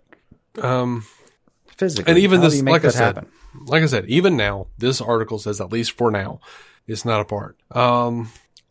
It goes on to say the multiverse concept is worked on television, but it is a risky strategy for big screens. These movies need to attract the widest audience possible to justify their cost, and too much of a comic nerd sensibility can be a turnoff. That's an inflammatory. Think whoever wrote those sentences can absolutely go climb off a fucking rope. Yeah, I mean, this is some shit that Star Trek's been using since 1967. It's been in the nerds won't pay attention. The 1950s. We're all here because we're paying attention. Yeah, we're all here. And at no point does I've talked to people at work who know nothing about this shit. I'm like, no, Ben Affleck and Michael Keaton are going to be in the same movie as Batman, talking about The Flash. And they're like, oh, cool, like from different universes? I'm like, yes. And they're like, awesome. The multiverse concept is not so removed from the mainstream. Like, they're not just a bunch of adults sitting out there, like, jerking off and watching people get hit in the nuts like an Idiocracy. Yeah. Like, they actually do know about, some dramatic conceits. And, like, the multiverse is a concept that people know about. Yeah. We're not actually as dumb as projected. Not everyone, but, it's a thing. Yeah, some. But overall, I think a lot of us have the idea and can move forward with it, and we'll be okay. Yep. And it says new actors can take over a character. James Bond is the best example, but multiple Gotham spinning in theaters? Hamada says, I don't think anyone else has ever attempted this, but audiences are sophisticated enough to understand it. If we make good movies, they will go with it. Maybe. Probably. I think you're right. I don't necessarily want you in charge, but okay. No, the Flash in the Pan thing's real too. Like, if you made two good movies out of nowhere where who the fuck cares was Batman? Just, I don't know, man. Just IMDb, random, any single character came up and said, that's going to be Batman. Okay, cool. If you have a good story arc for two movies and it doesn't fit into anything else, great. I don't care. You made a good couple movies. What are you going to, like, it's fine. It doesn't have to fit into everything else, but it'd be great if it did. Yeah. I mean, it'd be great, but, then again, if you don't like something, like, for instance, I don't like Wonder Woman 1984. Sure. It'd be great if that shit wasn't canon. Or if I could just say Wonder Woman 1984 happened, except for the rape. Cool. I'm on board with that. Yeah, it was some cheesy Donner shit in times, but I'm okay with that. Like, we can do Donner shit. I don't care. Like, there's room for it in the multiverse. I mean, you can kind of play with anything. And that's kind of what I like. You can choose what is canon. And even Snyder in recent interviews has said, you choose what is canon. So, I'm okay with that for the most part. By the way, Ray Fisher said of this article, he retweeted this article and said, Walter Hamada is the most dangerous kind of enabler. His lies and WB's PR, WBPR's failed September 4th hit piece sought to undermine the very real issues of the Justice League investigation. I will not participate in any production associated with him. Now, let me ask you this, Jason. Does that sound like he's stepping down? Not necessarily. Okay. I'm just curious. I've heard some people say, because, later on, and I'll talk about it, Ray Fisher says, I didn't step down from anything. I've seen a lot of people say, you kind of did, buddy. I mean, only with the assertion that Hamada was going to be in charge going forward. And it looks like he is, So, yeah, probably stepping down in the immediate sense. Yeah. If that's what we're dealing with as far as the immediate, parentage of that production. Bit of a gray area. Goes. I understand. So Justice League 2, Zack Snyder says he has no plans to continue after Snyder Cut. Mm-hmm. He says, look, I never thought I'd be here doing this. I didn't think I'd be finishing Justice League. The truth is, and it's been widely reported, and I have no issue, this is an old movie. This is a years-old movie that I'm working on. The DC Universe has gone and branched off and done its own thing, and that's fine. As far as what I did, and as far as what my vision for what I wanted to do with these characters, and the journey I wanted them to go on, it's well known that I planned on more movies, 5 movies or something. But I'm busy. I've got a lot going on. Mm-hmm. Is it cool that the fans have so much faith in the trajectory? Yes, it's amazing, and I couldn't be happier. And I'm excited for them to see Justice League so they can really drink the entire elixir of Justice League. But would I continue? I have no plan to. But like I said, I didn't think I'd be here. So who knows? Dude, this is total negotiation tactic if you ask me. This is like, I got shit to do. I don't have time for this. I mean, maybe. I don't have any plans. Oh no. You guys got to make that shit work. That's just my take on it. That. I don't believe any of these people when they talk. No. Yeah, I'm way past actually believing anyone when they use their mouths. And I kind of feel, like the only reason we report on this shit is to discredit it a little bit. And just be like, don't worry. If you're into it and enough people are into it, they'll make more. Yeah. I wouldn't concern yourself with what Snyder's saying. Like, so many people are saying, Snyder's not making any more. He said it. No, he didn't. Yeah, he didn't. He said he had no plans. As has been suggested. He's leaving it open. Y'all. It also has to do with, still, the reception is going to matter. Absolutely. You can't just demand the shit and then not get HBO Max, not watch the 4-part whatever. Yeah. No, I mean, this is the materialistic part of this. We're going to have to spend our money on this shit. Yeah, we're going to have to spend our money on it. And look. Do all the views and hit it on the same day. Like, the moment it's open, it's going to have 24-hour figures and 48-hour figures, and the whole fucking kit and caboodle is going to apply. And we're going to have to support this thing by actually watching it. And probably watching it a couple times, if I'm being honest. And, even if... Okay, I haven't seen anything to refute this, so I'm still considering it fact. Shoot. I saw SKU numbers, all right? Do you know what SKU numbers are? Mm-hmm. SKU. These are product numbers for McFarlane's Zack Snyder's Justice League figures. Mm-hmm. Do you have any belief that shit's not going to be sitting on my shelf? Oh, no. Honey. The only person they didn't name... Just a matter of time. The only person they didn't name as being a part of that collection was Wonder Woman. And it's because they already had her for Wonder Woman 84. They already released her ass. And you know what?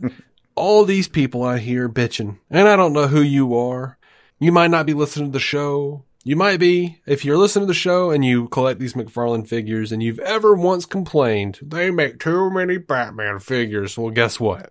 When I go to my local Walmart, all they have in the toy section are McFarlane Wonder Woman 1984 figures. Mm-hmm. And that is the reason they don't make anything but Batman. Because Batman sells the shit. Batman is gone. Wonder Woman sits on the shelf. And if you want a Wonder Woman to go with your Zack Snyder Justice League, you better take your little ass down to Walmart and grab you a Wonder Woman 1984 figure, because they ain't making one for Zack Snyder's Justice League. Moving on. I'm serious. So many people are complaining. They only make Batman. This is DC Multiverse, not Batman Multiverse. No, it's Batman Multiverse. As long as you're not buying Superman figures, Wonder Woman figures, Green Lantern figures, Flash figures, Joker figures, it's going to be Batman. Yeah. It's going to be, because Batman sells. And I've also seen personally, you have your money where your mouth is here. Like you've got all the figures. Yours are not just Batman and Superman. It's not. Yeah, you've divested. Yeah, and I don't have all of them. Their animated series figures, Batman included, were shit. Sure. And I ignored those. And their, Detective and Action Comics 1000 figures were shit. They looked weird. And it was like their first things they put out. And they looked weird. They didn't look right. And I was like, I'm not supporting this. But I'll be damned, man. They came out with, freaking White Knight Batman, and he looked on point. They came out with White Knight Joker, on point. Rebirth Flash, on point. Man, they got Dawnbreaker. Dawnbreaker's on my freaking shelf right now. Red Death is on my shelf. Teen Titans Cyborg is on my shelf. 84, Wonder Woman 1984, Wonder Woman and Wonder Woman in the gold armor on my shelf. Arkham Knight, Batman, and Deathstroke on my shelf. Like, I've got a bunch of them. Because they look fantastic. They make fantastic figures. I'll purchase them. I'm sick. I've got a problem. I have real issues. I've got a Batman who laughs. Dude, I've got a Flashpoint Batman, Thomas Wayne, up here holding his guns. Yeah, that shit's great. You make something looks janky as hell, like their animated series figures, their animated Superman, Jon Stewart, and Batman. That shit's going to stay on the shelf. And I've gone to Walmart's. I've been to Walmart's. That shit's going for $15, $14. And I'm like, I'm still going, can we knock it down to $9? Yeah, I can feel that. But whatever. So, yeah, January 5th, Warner Brothers extended Walter Hamada, his deal as president, through 2023. And they said a bunch of nice things about him. Toby Emmerich, sucked his dick appropriately, as they do. Even Ann Sarnoff from Warner Media said Walter is an incredibly talented, well-respected executive, known by his colleagues and our filmmakers as a great collaborator. That's cool. I mean, probably true, but... and to that, Ray Fisher said, it's weird how these reactionary announcements from WB Pictures always forget to mention that Walter Hamada was working directly with Jeff Johns and Toby Emmerich on Shazam during Justice League reshoots. More soon. The thing, though, and I stand with Ray Fisher, whatever, but the thing, though, is how much did Walter know? I'm not saying he shouldn't have said, let's throw Joss under the bus and keep Jeff around. But Shazam was with New Line when Walter was in charge at New Line. So he was mainly working on Shazam. He wasn't really working on Justice League too much, from what I understand. Yeah. It all comes down to how much did he know, when did he know it, and how much power did he have at the time. So I know Ray's on a crusade, and that's fine. And then we had the rap. Humberto Gonzalez came out and said that, initially the report said that Fisher had stepped down. And then Fisher said, I strongly suggest that you guys amend this article. While I appreciate the reporter's undying desire to do WP Pictures and Walter Hamada's bidding, it is factually inaccurate. I did not publicly step down from anything. If WB Pictures has made the decision to remove me from The Flash rather than address in any way Walter Hamada tampering with a Justice League investigation, that's on them.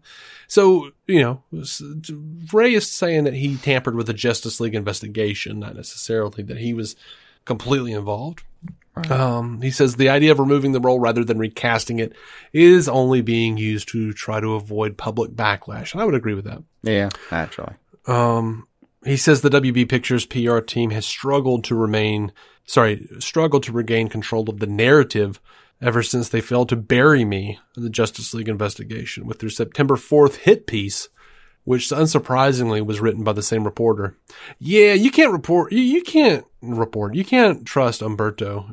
He's full of shit a lot of times. Yeah. I mean, there's, a lot of people on my timeline on Twitter have been posting screenshots of reports from Umberto.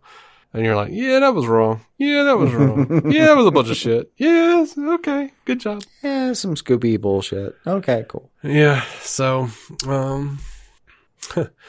Ray says the fact is the Justice League investigation led to Warner Media and its affiliates parting way with Joss Whedon. Jeff Johns will follow suit. Had Walter Mata gotten his way, none of that would have been possible, and the cycle of abuse would have continued. My team and I are still in deep conversation with Warner Media regarding all of these matters, and Flash or no Flash, we fully intend to see this through. I'll keep you all posted in the meantime. Thank you for your continued support. And Adam B. Very of Variety posted this article where he says, according to 3 sources familiar with John's work with Warner Media, the company remains in a business with him. A Warner Brothers spokesperson confirmed that Johns continues to work as the creator and showrunner of Stargirl, part of executive producer Greg Berlanti's expansive suite of shows based on DC Comics properties, et cetera, et cetera. Yeah. And Ray Fisher, because the headline was Jeff Johns still working with Warner Media despite Ray Fisher's claim. Writer is leaving studio. And Ray responded to the article with, Sir, you understand full well the difference between will be following suit and has followed suit. While I found the recent Leonard Roberts piece you helped create to be insightful and important, this purposely misleading Variety headline and article is anything but. Overall, I still feel like Ray's got their number. Yeah, overall, yeah. Overall, there's a few bits where I'm just like, I can see where you could have done that differently, Ray. Well, sure, but there's a lot. There's a lot going on here. It is. Now, we know that Warner Brothers has royally screwed the pooch in terms of HBO Max and how the creatives are handling it. Sure. So, I mean, I don't know how they would have done any differently. I think they did the right thing, honestly, for themselves. They kind of forced the creatives into a position where they were like, all right, well, let's see what you got. They couldn't do what they did before with Gal and Patty. Oh, no. But it was over. Bloomberg says, though, that Warner Brothers is altering their contracts with partners so they can guarantee payments, and they won't be contingent on box office numbers. The deal is also said to increase odds for performance-based bonuses and pay cast and crew members based on revenue collected from HBO Max. Reports leaked yesterday from Warner Brothers negotiating with Legendary over the release of Godzilla vs. Kong. And that's one of those big movies that Legendary was pissed about. Dune is the other one. And, and I said this on Twitter, I'm sorry. Based on whatever his name is, the filmmaker who's doing Dune, I can't say his name. Mm-hmm. He did Blade Runner 2049. Based on what Dune is and his specific pedigree as a filmmaker, I am sure he would create a wonderful, beautiful film that no one would go watch. They have said, putting it out on HBO Max is going to make it to where there's not a sequel. There was never going to be a sequel. It's Dune. Nobody gives a shit about Dune except for people who like Dune, the old movie or the novel. And most of those people were people who just like the novel. Nobody knows Dune. I watched the trailer for Dune and I thought, that looks badass. I'm going to watch that when it comes to a streaming service. Yeah, they're going to, I don't know.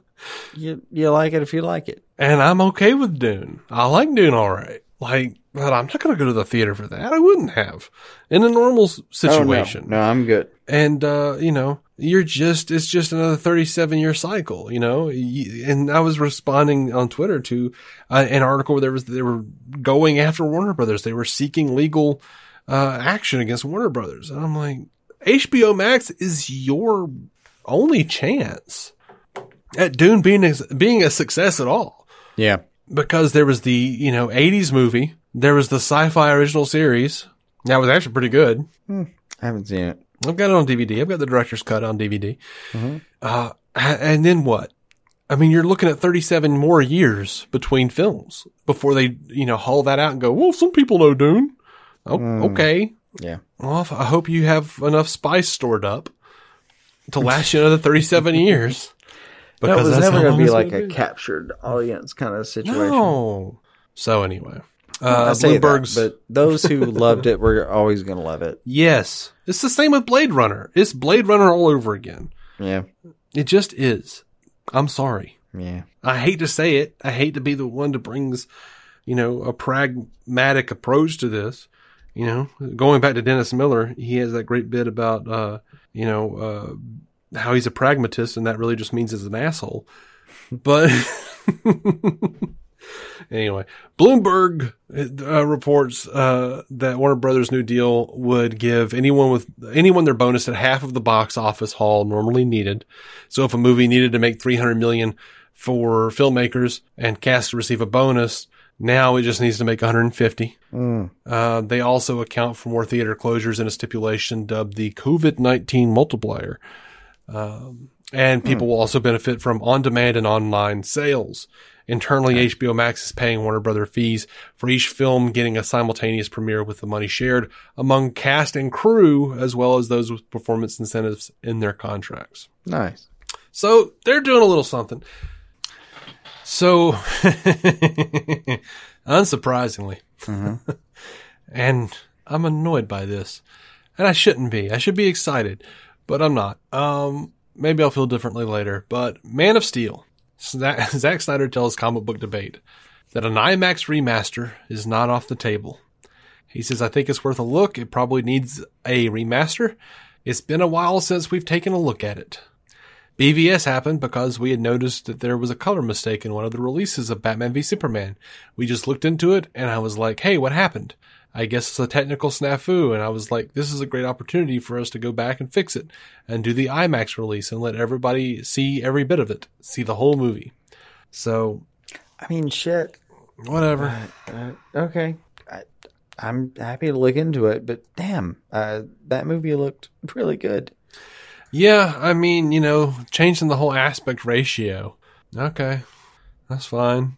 I guess I'll buy a copy of it. I won't. I'll still be really happy with what I have. Fair enough. I understand. This last piece of movie news I just thought was fun. Richard Donner, the beloved, the much worshipped DC director of Superman the movie and part of Superman 2. Sure. In a new interview with The Telegraph, talked about how when his movie came out, the Christian audience was not necessarily very pleased with him. The evangelical Christians sent him several letters. Like, he got a lot of letters. And death threats. Happen, man. He says, they threatened my life. He says, one woman wrote a letter saying, how dare I compare Brando to God and Christopher Reeve to Jesus? She said my blood would run in the streets. He says, I guess you make a good movie, somebody takes it as reality. So, just to put things in perspective a little bit, not everything is like everybody always loved Donner and everyone always hated Snyder. No, sure. Apparently, plenty of people didn't like Donner's Superman either. Yeah. And they survived. Well, except for the satanic panic. Yeah. Let's get to some TV. Sure. Let's celebrate Doom Patrol Season 3 production is underway. Love Doom Patrol. Can't wait for more. Yep. That's the end of that.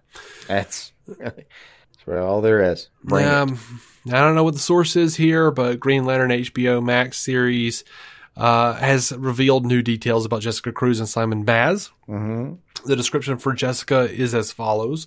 Protecting the galaxy is hard enough. It's even tougher when you're the type of person who is uncomfortable leaving the apartment. Nice.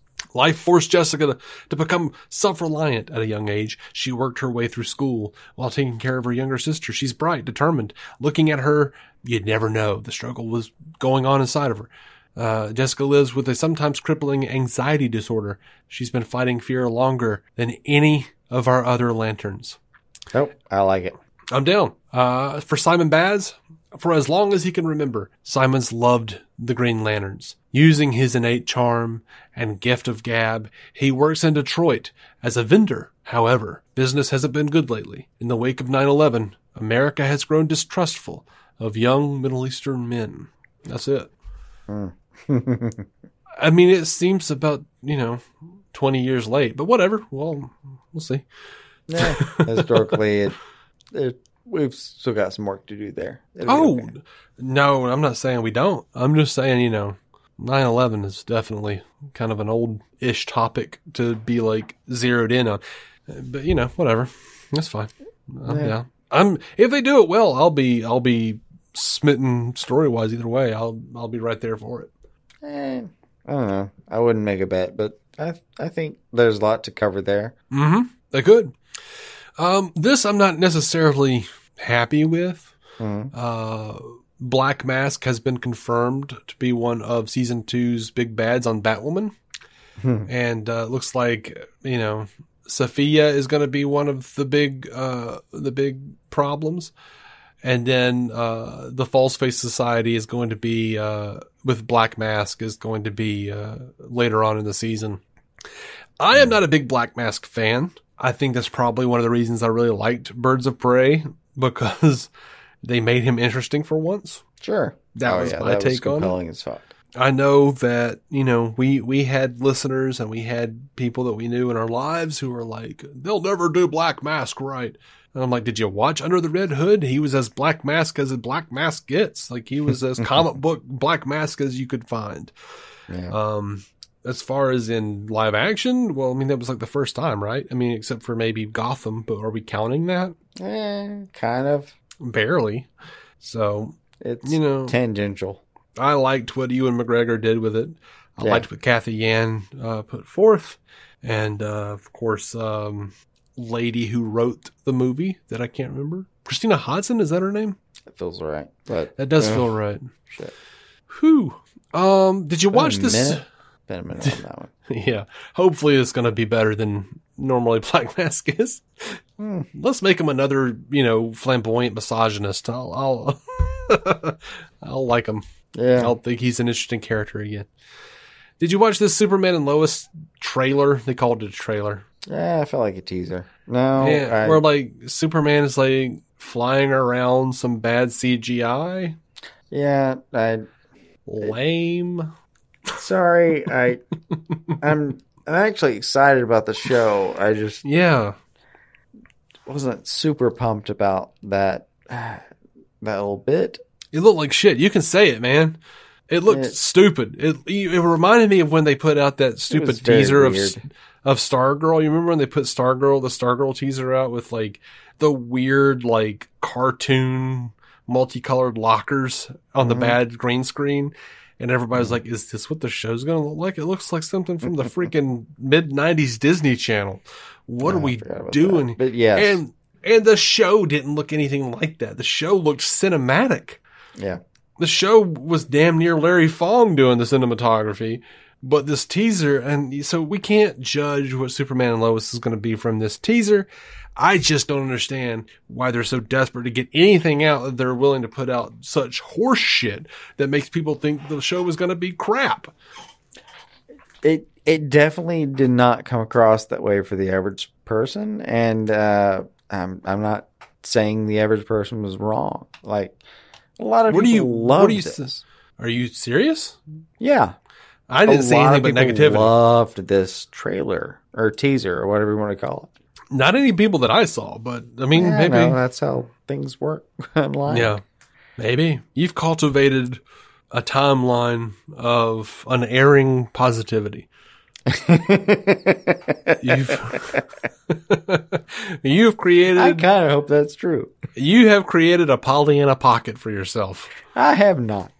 And if even that was true, I would probably have brought it to ends myself. But no, I didn't find like this. I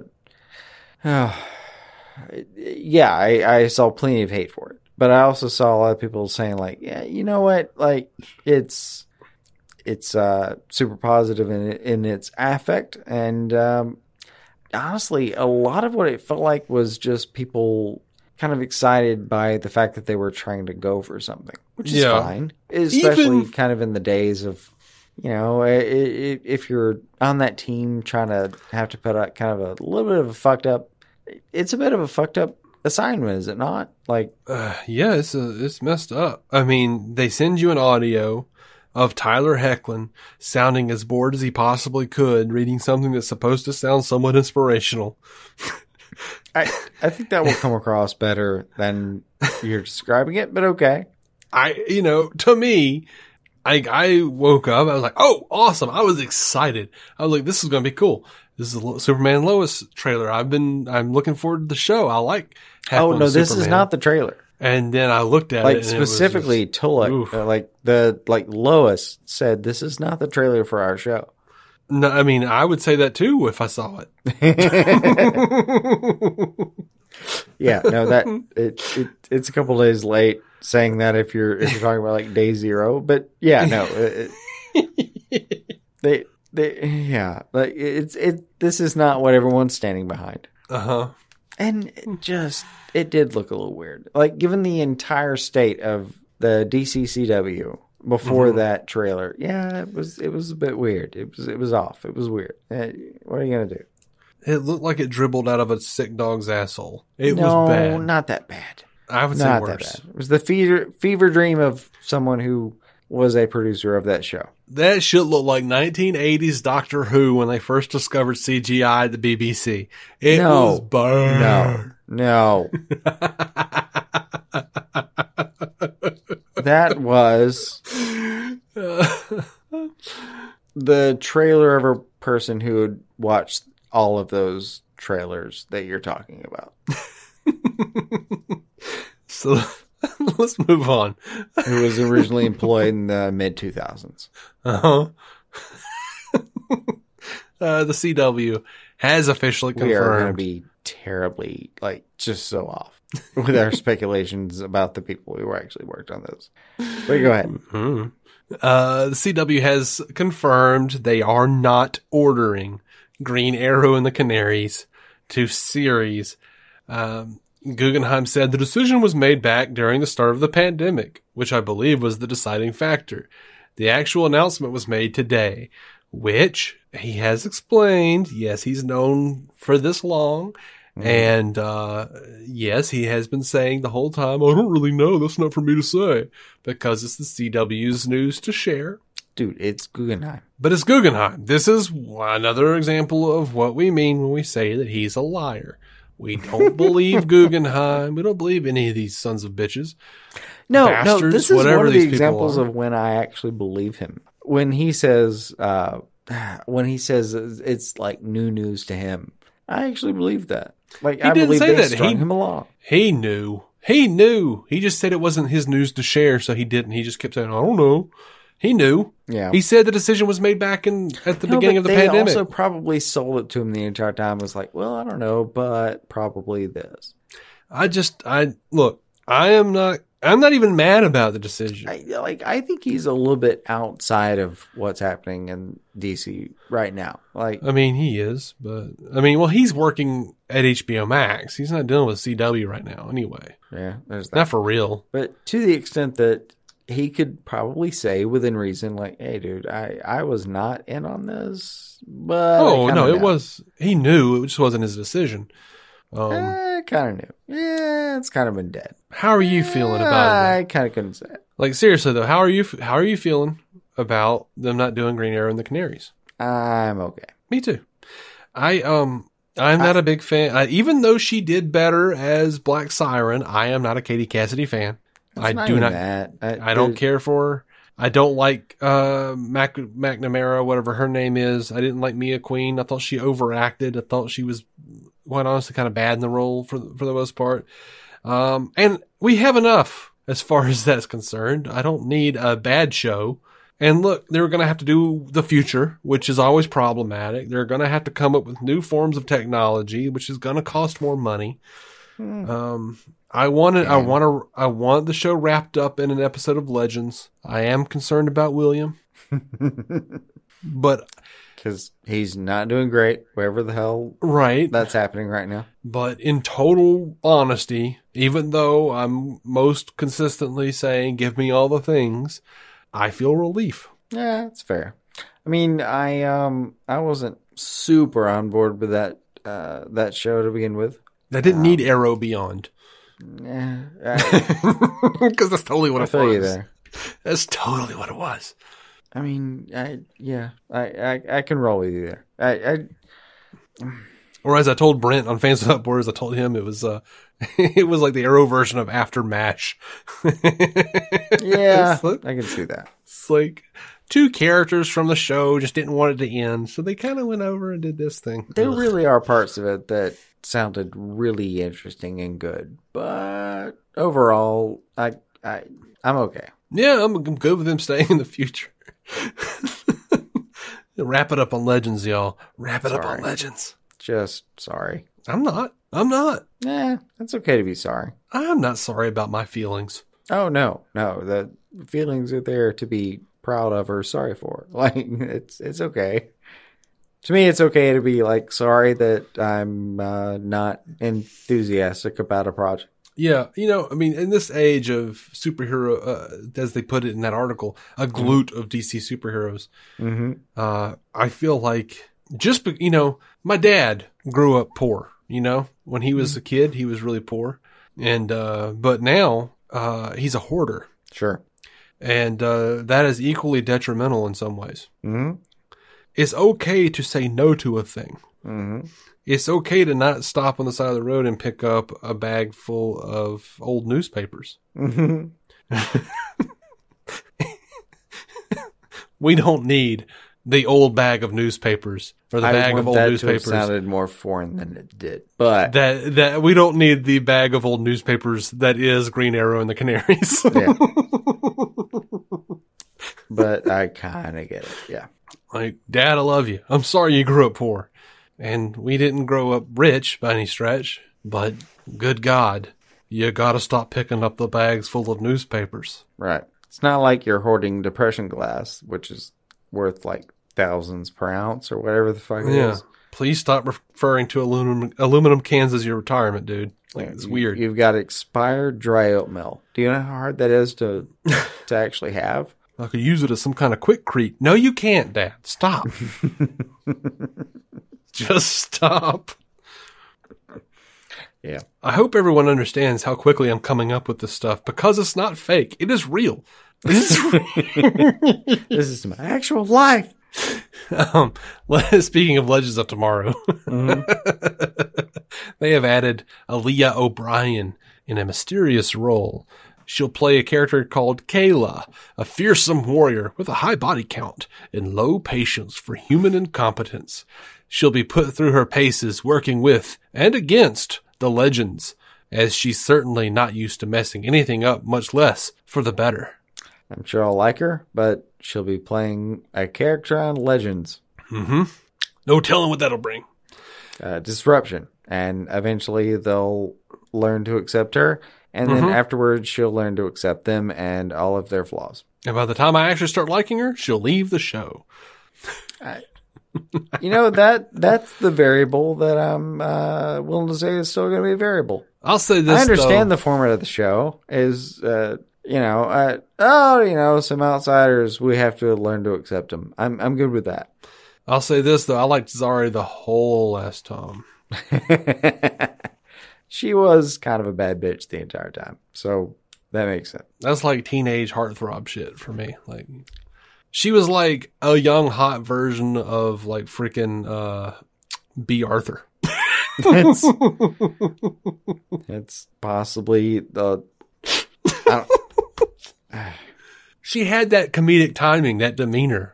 No, she did. Yeah, she had a dismissive demeanor. And I say it in the past tense. She's still in the show, but she's playing a different version. Follow you here. She's playing a different version of her character, and she's a little different. She's not really quite that anymore, but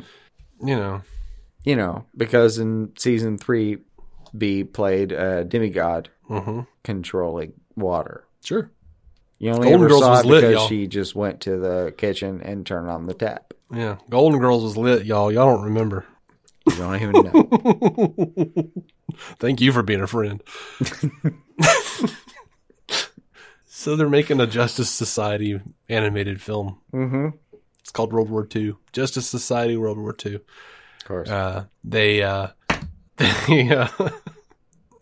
announced the cast on Thursday. Hollywood Reporter did. Matt Bomer, or Bomer, however you say his name. You know, it's a Negative Man from Doom Patrol. Sure. And Stana Katic, I don't know her. They'll be voicing the Flash, but one that is specifically not Jay Garrick. And Katic will be Wonder Woman. Mm-hmm. The rest of the voice cast for the Justice Society includes Alicia Rotaro as Black Canary, Chris Diamantopoulos as Steve Trevor, Omid Abtahi as Liam McIntyre as Aquaman, Ashley Lathrop as Iris West, Jeffrey Arend as Charles Halstead / advisor, Keith Ferguson as Dr. Fate, and Darren DePaul as Roosevelt. So I'm just curious. I don't know. Did you expect any of that to mean anything to me?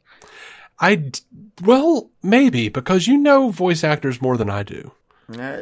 Only occasionally. And I'll say generally, when I read these lists off, you will go, oh, and you'll be really excited about, some person. And I'll be like, all right. Who did they play? And then you'll tell me, oh, it was Bender's third cousin on Futurama. And I'll be like, oh, okay, cool. I remember that shit.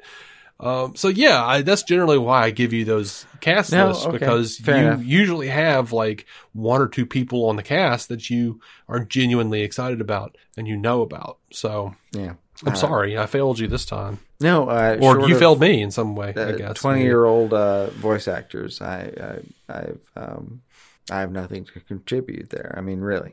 Yeah. It says while this movie takes place in World War II, it looks like there will be some element of time travel involved. There are two Flash characters. They assume that there's going to be a Barry Allen involved. That's a good bet. Yeah, so we'll see. We'll see what happens. Bruce Timm isn't involved. It's directed by Jeff Wamester, who directed Marvel's animated Guardian of the Galaxy show. And the script was by Megan Fitzmartin and Jeremy Adams.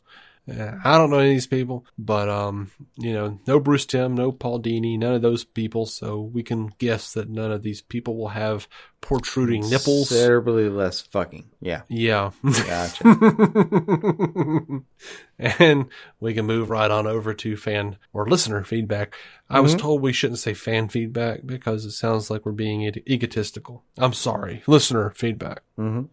Chris Balga of the fantastic podcast, World's Finest True Believers, and I have no problem saying I'm a fan of that show, not just a listener, says, what are your... I'm such a tool. What are your opinions? What are your opinions on the future of the DCCW? Black Lightning and Supergirl in this season. It appears Flash is on life support, with the last few years being just awful, and Legends might be the last of the old guard to hang on. Stargirl appears to now be the top show, with the jury out on Batwoman now. Did you have some kind of thing you want to bring up? I can't remember for this. You had ratings numbers or something. Just that the Flash is not like on its last gasp. Creatively, I think it is. Yeah, I mean, possibly, but I think creatively it was super stilted by the last season. I mean, it has gotten worse every year, pandemic or no. I mean, we say that, but it's all subjective. We will admit that. I mean, the viewers are still relatively there. That's kind of the thing about viewers, though, is it's a war of attrition. You can get as many as you want to up front, and they're all just going to vanish. They will. That's true of any show, except for Seinfeld or MASH. No, not even then. No. Seinfeld was a miracle show. That's one of those things. Like syndication just did nothing but build that audience. Like as the show went on. Syndication's different from like the attrition of the first viewing. Like, well, right, but I'm saying like while the show was in first run, it was gaining viewers, like steamrolling viewers, like, and syndication was actually bringing more people to watch the new episodes. Like it was gaining an audience as it went. Yeah. Well, yeah. I mean, there was plenty on the upside there. But most shows don't do that by any stretch. Most shows lose people until it goes away. All right, real quick, I'm going to go over 5 shows. Sure. All right, so Supergirl. And I'm just going over the last seasons. 1.5 to 1.07 million viewers. Black Lightning 1.89 to 0.89 to 0.547. Legends 1.35, and they did a dramatic drop to 0.716 in the second episode, and then 0.725 in the bottom, and then Flash like 1.6 to 1.076. So across several shows, there's like a couple $100,000 person drop off. But point being, it's not that big a drop off. They all experience the same. DC's bottom viewership for like last episode before the pandemic ended was 0.725. Supergirl was like 1.074. Black Lightning 0.547, the lowest so far. Mm-hmm. Flash is 1.076. It's the highest of all of them, frankly. So I don't like it's not on its last leg by any stretch. Yeah, I don't think even comparing it to Stargirl, like 1.22 to start with, and 0.860, like normal attrition. Nothing that's the show's fault as far as the attrition rate, but yeah, like it's not standout. It's not saving the network. It's pretty par for the course. Yeah, the ratings don't matter also as much anymore because of, the +7 numbers, the streaming numbers. We all know this. But, I think creatively speaking, yes, The Flash has struggled in the last few years. I've been less interested in it. The last year was a shit show, in my opinion. The only thing last year had going for it was Crisis on Infinite Earths.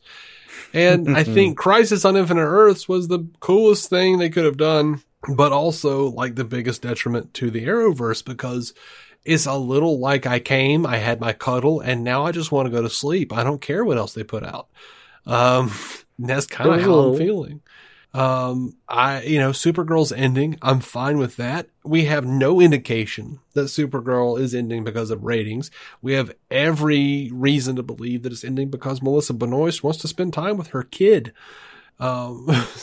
Black Lightning is ending, and we have every reason to believe that it's a combination of the actress playing Jen leaving and them wanting to, evolve the show, them just getting tired of writing that particular storyline and wanting to evolve it into the Painkiller storyline. Yeah. So while Black Lightning is ending, we're getting Painkiller starting. While Supergirl is ending, we're getting Superman and Lois. And we're also getting Wonder Girl instead of Green Arrow and the Canaries. God, ever since it got canceled or officially canceled, it's harder for me to remember the damn name of it every time I reference it. Right. It's fading from my memory. The future is what I make it. The future is not written. No, there's a physical ways. All right, so it takes a lot to actually make one of these shows, and one of them coming or going is it has on the going side a lot more to do with the fact that, dude, these are hard to make and they are very taxing, and you literally have to move to another country to make them in some capacities if you're an American citizen, or even if you're not, you're just dislocated to Vancouver for 7 to 9 months. It's taxing. So when they're not a thing you can make anymore, it kind of makes sense to me. But when they're replaced by other shows that like Superman Lois are tangential and make sense and could be a lot of fun, all by themselves, and we'll just have to watch the actual episode and see.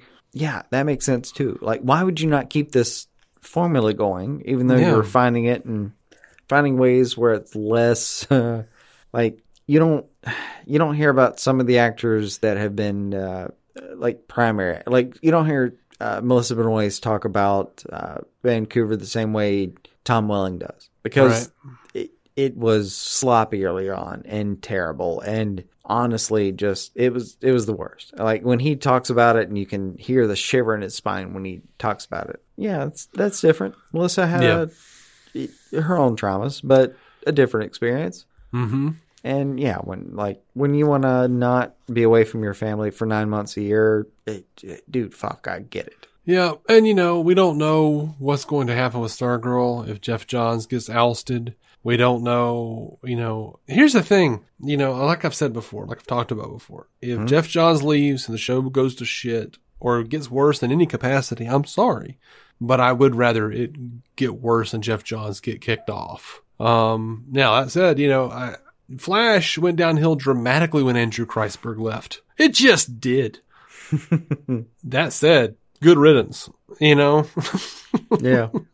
So, I think Flash... Some people are good at things and bad at others. Yes. Good at stories. Bad at not creeping out and, subordinates and shit, There you go. Yeah. Don't pull your dick out. Don't hire people because you like their titties in a show. That's weird. That's weird, man. Like those bad attributes will not be overlooked, hopefully, if you're just actually good at writing something. Yeah. Or maybe just, if the titties were that much of a factor, don't tell your coworkers. They're always the keeping it to yourself. Melissa Benoist is a good actress. It wasn't like people were going, I can't believe he hired her. She's a terrible actress. Oh, I bet he only liked her titties in that show. She's pretty good, honestly. Yeah. You could have gotten away with that. You didn't have to tell them, The thing about Melissa is... You remember when the titties... The sentence that is the fall of man. Do you remember the titties? Do you remember when the titties? No exaggeration. Wars have been fought. I can only imagine he said that to someone. A good reflection on us. And he seems like an awkward dude anyway. Like every interview I've ever seen with Andrew Kreisberg, he seems like an awkward creeper sort. A little bit. He just seems like the kind of guy who would drag someone aside and be like, the reason I hired her or pushed for her was because in that scene and the blah, blah, blah. Mm-hmm. I don't even know what show it was. Apparently she had titties in a show.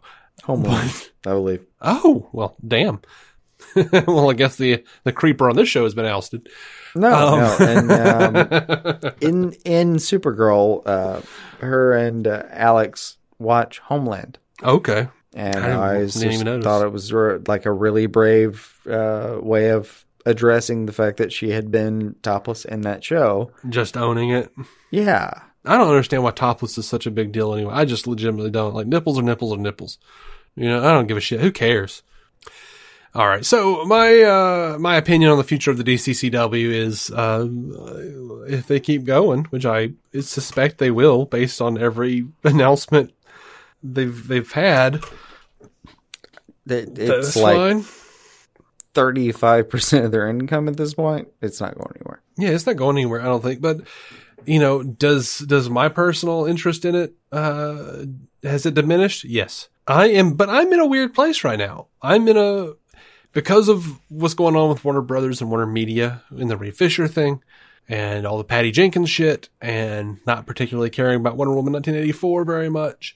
I'm in a weird place where I'm kind of down on all of it a little bit, and I'm sure that'll change. Right. And I have numerous times over the 5 years we've been doing this show, things get I start to feel, defeated. Sure. Because, Warner Brothers and DC, they don't have to do what Marvel does. But, I would like something a little more unified. And whether they do it by multiverse, hook or crook, whatever. But I want them to get their shit together. And I want them to treat their people right. And I don't want every freaking release to be mired in controversy. Well, sure. I would like to be able to enjoy a thing without sitting there thinking that person was, treated poorly because the producer liked their titties. That person was treated poorly because they're black and they had their skin lightened. I'm tired of that shit. I want them to treat people like they should be treated, and it feels like we're a long way from that right at this point. So my problems with this DCCW are just my problems with Warner Brothers right now. I think overall. I mean, that's fair. And, as the last few years have kind of finally brought to fruition, it's not necessarily just a problem here. It's a problem. Mm-hmm. So, I try to find my happiness. I'm really excited about Doom Patrol. I'm really excited about season 3 of Harley Quinn, which brings us to the next question. J. Scotty St. Clair over on Twitter says, although I have seen / heard many gushing about the Harley Quinn animated series, nothing could have quite prepared me for the absolute refreshing revelation that it is. Kudos to Kuoko. Which other unconventional DC characters lend themselves to an adult animated comedy? First of all, Harley Quinn is fantastic. Yeah, the kudos are in order. Oh my Lord, it's one of my favorite things that DC has released in the last several years. That's gorgeous. Fantastic. As for your answer, Ambush Bug. Yeah, Ambush Bug. That's Space where I was going to. Space Cabbie comes to mind pretty quickly. Can you imagine a Plastic Man? An adult Plastic Man show? I think you can, based on that devious laugh. Yeah. Remember the Grant Morrison JLA comics? Grant Morrison and I think Mark Waid did it too. Where where Plastic Man just kept pretending to be different objects, like dresses and shit. He was Big Barda's dress. Mm-hmm. And she realizes her tight red dress has a yellow stripe down the side. That's good. And then Wonder Woman finds that there's a lamp in her hotel room that's the Plastic Man's colors. Like, you perverted piece of shit. An adult themed Plastic Man could be really fun. I want to say a Plastic Man where he's always part of the heist, but in some ways he calls out the actual the robbers, and in some ways protects them depending on the depravity of their actions. Yeah. And I think I would want to see the whole I don't want to just kind of pop in, he's Plastic Man already. I'd want to see the origin story, and then how he becomes Plastic Man and how he uses that for bad at first and then shifts it.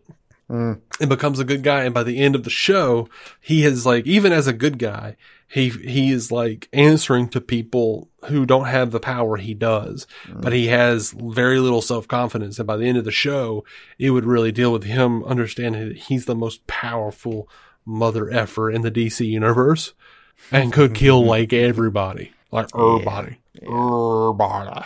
That's a real thing too. Yeah.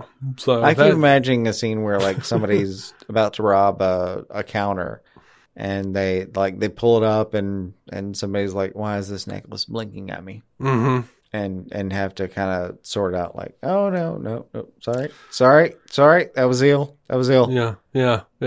But you got to have the heart too. You haven't hurt anybody yet. You can surrender. No one's the worse for wear. It's okay. Right. But you got to have the heart too. So you've got to have you got to show him being a Justice League member trying to turn the right leaf, and then his failed relationship, but ultimately he's got to choose between being the most badass, superpowered creature in the galaxy or on Earth or whatever, and just being a good dad.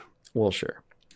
And, yeah, man, I'm down for that. I think I pitched myself and bought my own show. If only I had the money to do it. And also, of course, the rote response, Booster and Blue Beetle, always and forever. Booster and Blue Beetle. Sure, obviously. I always want to see them in whatever medium you got. Hey Dave, what kind of animated series would you like? Booster and Blue Beetle. What kind of animated adult show would you like? Booster and Blue Beetle. What kind of live action movie would you like? Booster and Blue Beetle. How about a TV show? Booster, Blue Beetle. What are you going for here, Dave? Think the old B&B? I grew up on buddy cop movies. What do you want? Yeah, that's fair. I want Dumb and Dumber and Justice League. That's what I want. So it's fair. Actually, that would actually be kind of fun. Is rated R, but it's entirely from like Crypto's perspective. Just literally cussing everyone out the entire time. Mm-hmm. But every time it starts to turn to like a curse word, it goes out of like the Crypto first person perspective to just beep, beep, beep, beep, beep, beep, beep, blah, blah, beep, beep, blah, blah, blah, blah. See, now I want Crypto to have his own adventures, but every time he's like, every once in a while, like any interaction he has with the human world, he looks over and what we see is like Flash and Superman shaking hands after a job well done. What Crypto sees is them having sex doggy style. Because he just thinks all humans are ever. You know how like humans when they see two dogs interacting, when they see two humans interacting, or when humans see two dogs interacting, they're just like, oh, you're about to hump something. Stop smelling that. That's dirty. I want the opposite to be true. Where it's like the dogs just see two humans shaking hands and they're like, oh, those poor humans. All right, we got one more piece of feedback. Wait, no, we don't. We got more. Let's get to some of this. I forgot about this. I'm a piece of shit. Apologize. I'm apologizing. I did mean to, Dr. Steve, wonderful, beautiful Dr. Steve sent us this article that said that Harry Lennox confirms he's Martian Manhunter in the Snyder Cut. He says, I'm idiotically pumped for this. I read my first DC Comics 55 years ago, and seeing these characters come to life never gets old for me. I'm excited about that too. Love to see Harry Lennox come for the Snyder Cut. I assumed he was, but it's nice to see that confirmation. Oh yeah, no, the solidification is fantastic. Thanks for sending that to us, Doc. Now, let's see. Sorry, I lost my place here. You know how Twitter does the thing. Yep. You know what they do. It's rough.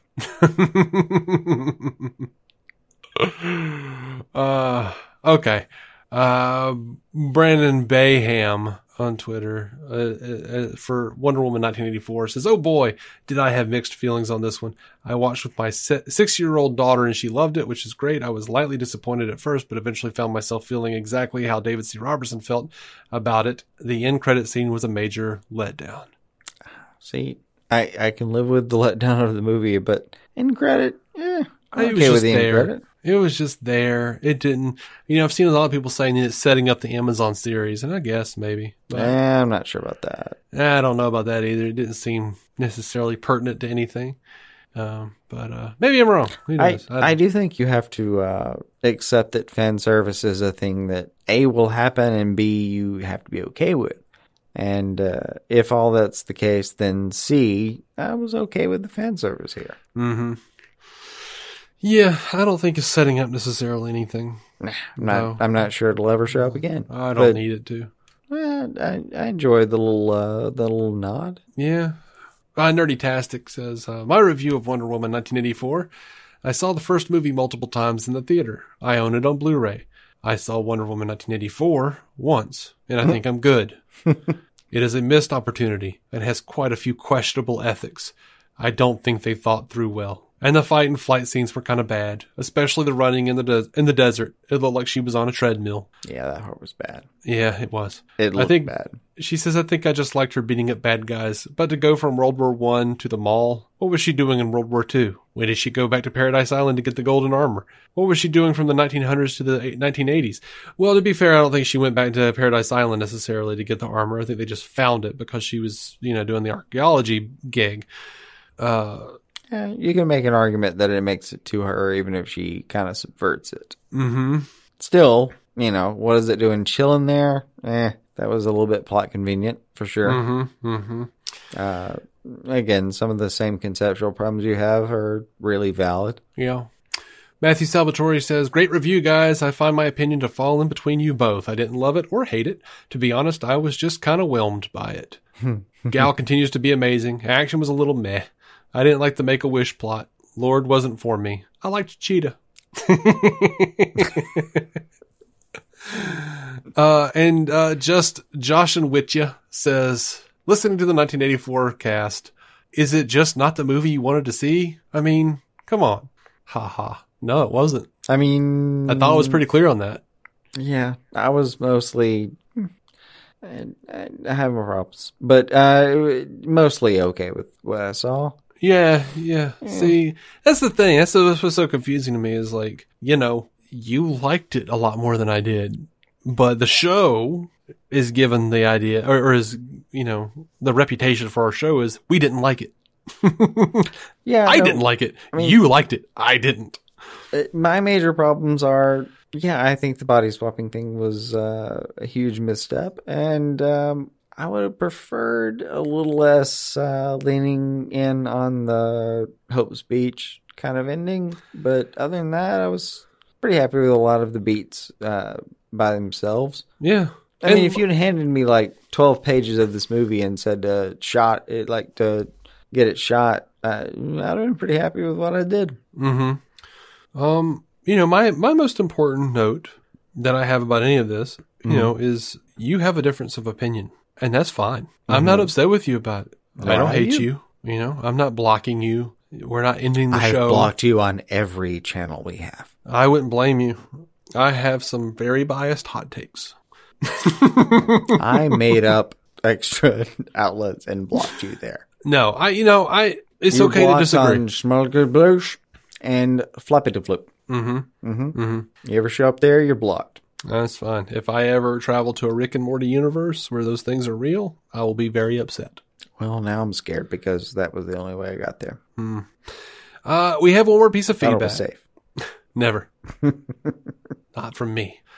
We have one more piece of feedback, and I have no response to it other than just to laugh, because that's what I did when I listened to it. It is a voicemail from our friend Nathan, Wobbly Boots 85, and he agrees with me on Wonder Woman 1984. So, I don't have anything to really contribute. I've said my piece. Do you have anything, Jason? Or do you even listen to it yet? Oh, I did. And, okay. Nope, I've got, that sounds reasonable. Disagree on a couple points, but yeah, I get it, man. I get it. Yeah. So we're going to leave you with that. And, until next time, keep some DC on your screen and enjoy this message, this editorial, we shall say, from Nathan Wobbly Boots 85. Hey, Jason. Nathan here, Wobbly Boots 85. Long time, no talk. I just would like to say that I could not agree more with Dave on WW84. In my book, oh God, what a suckfest. Just super suckety. Ugh.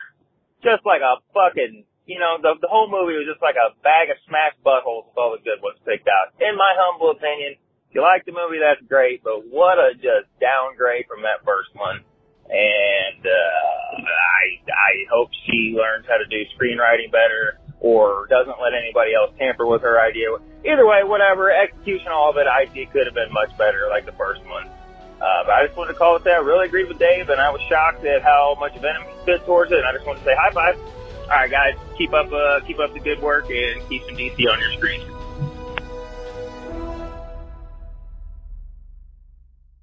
Our intro music is by Jason Goss and Michael Shackelford.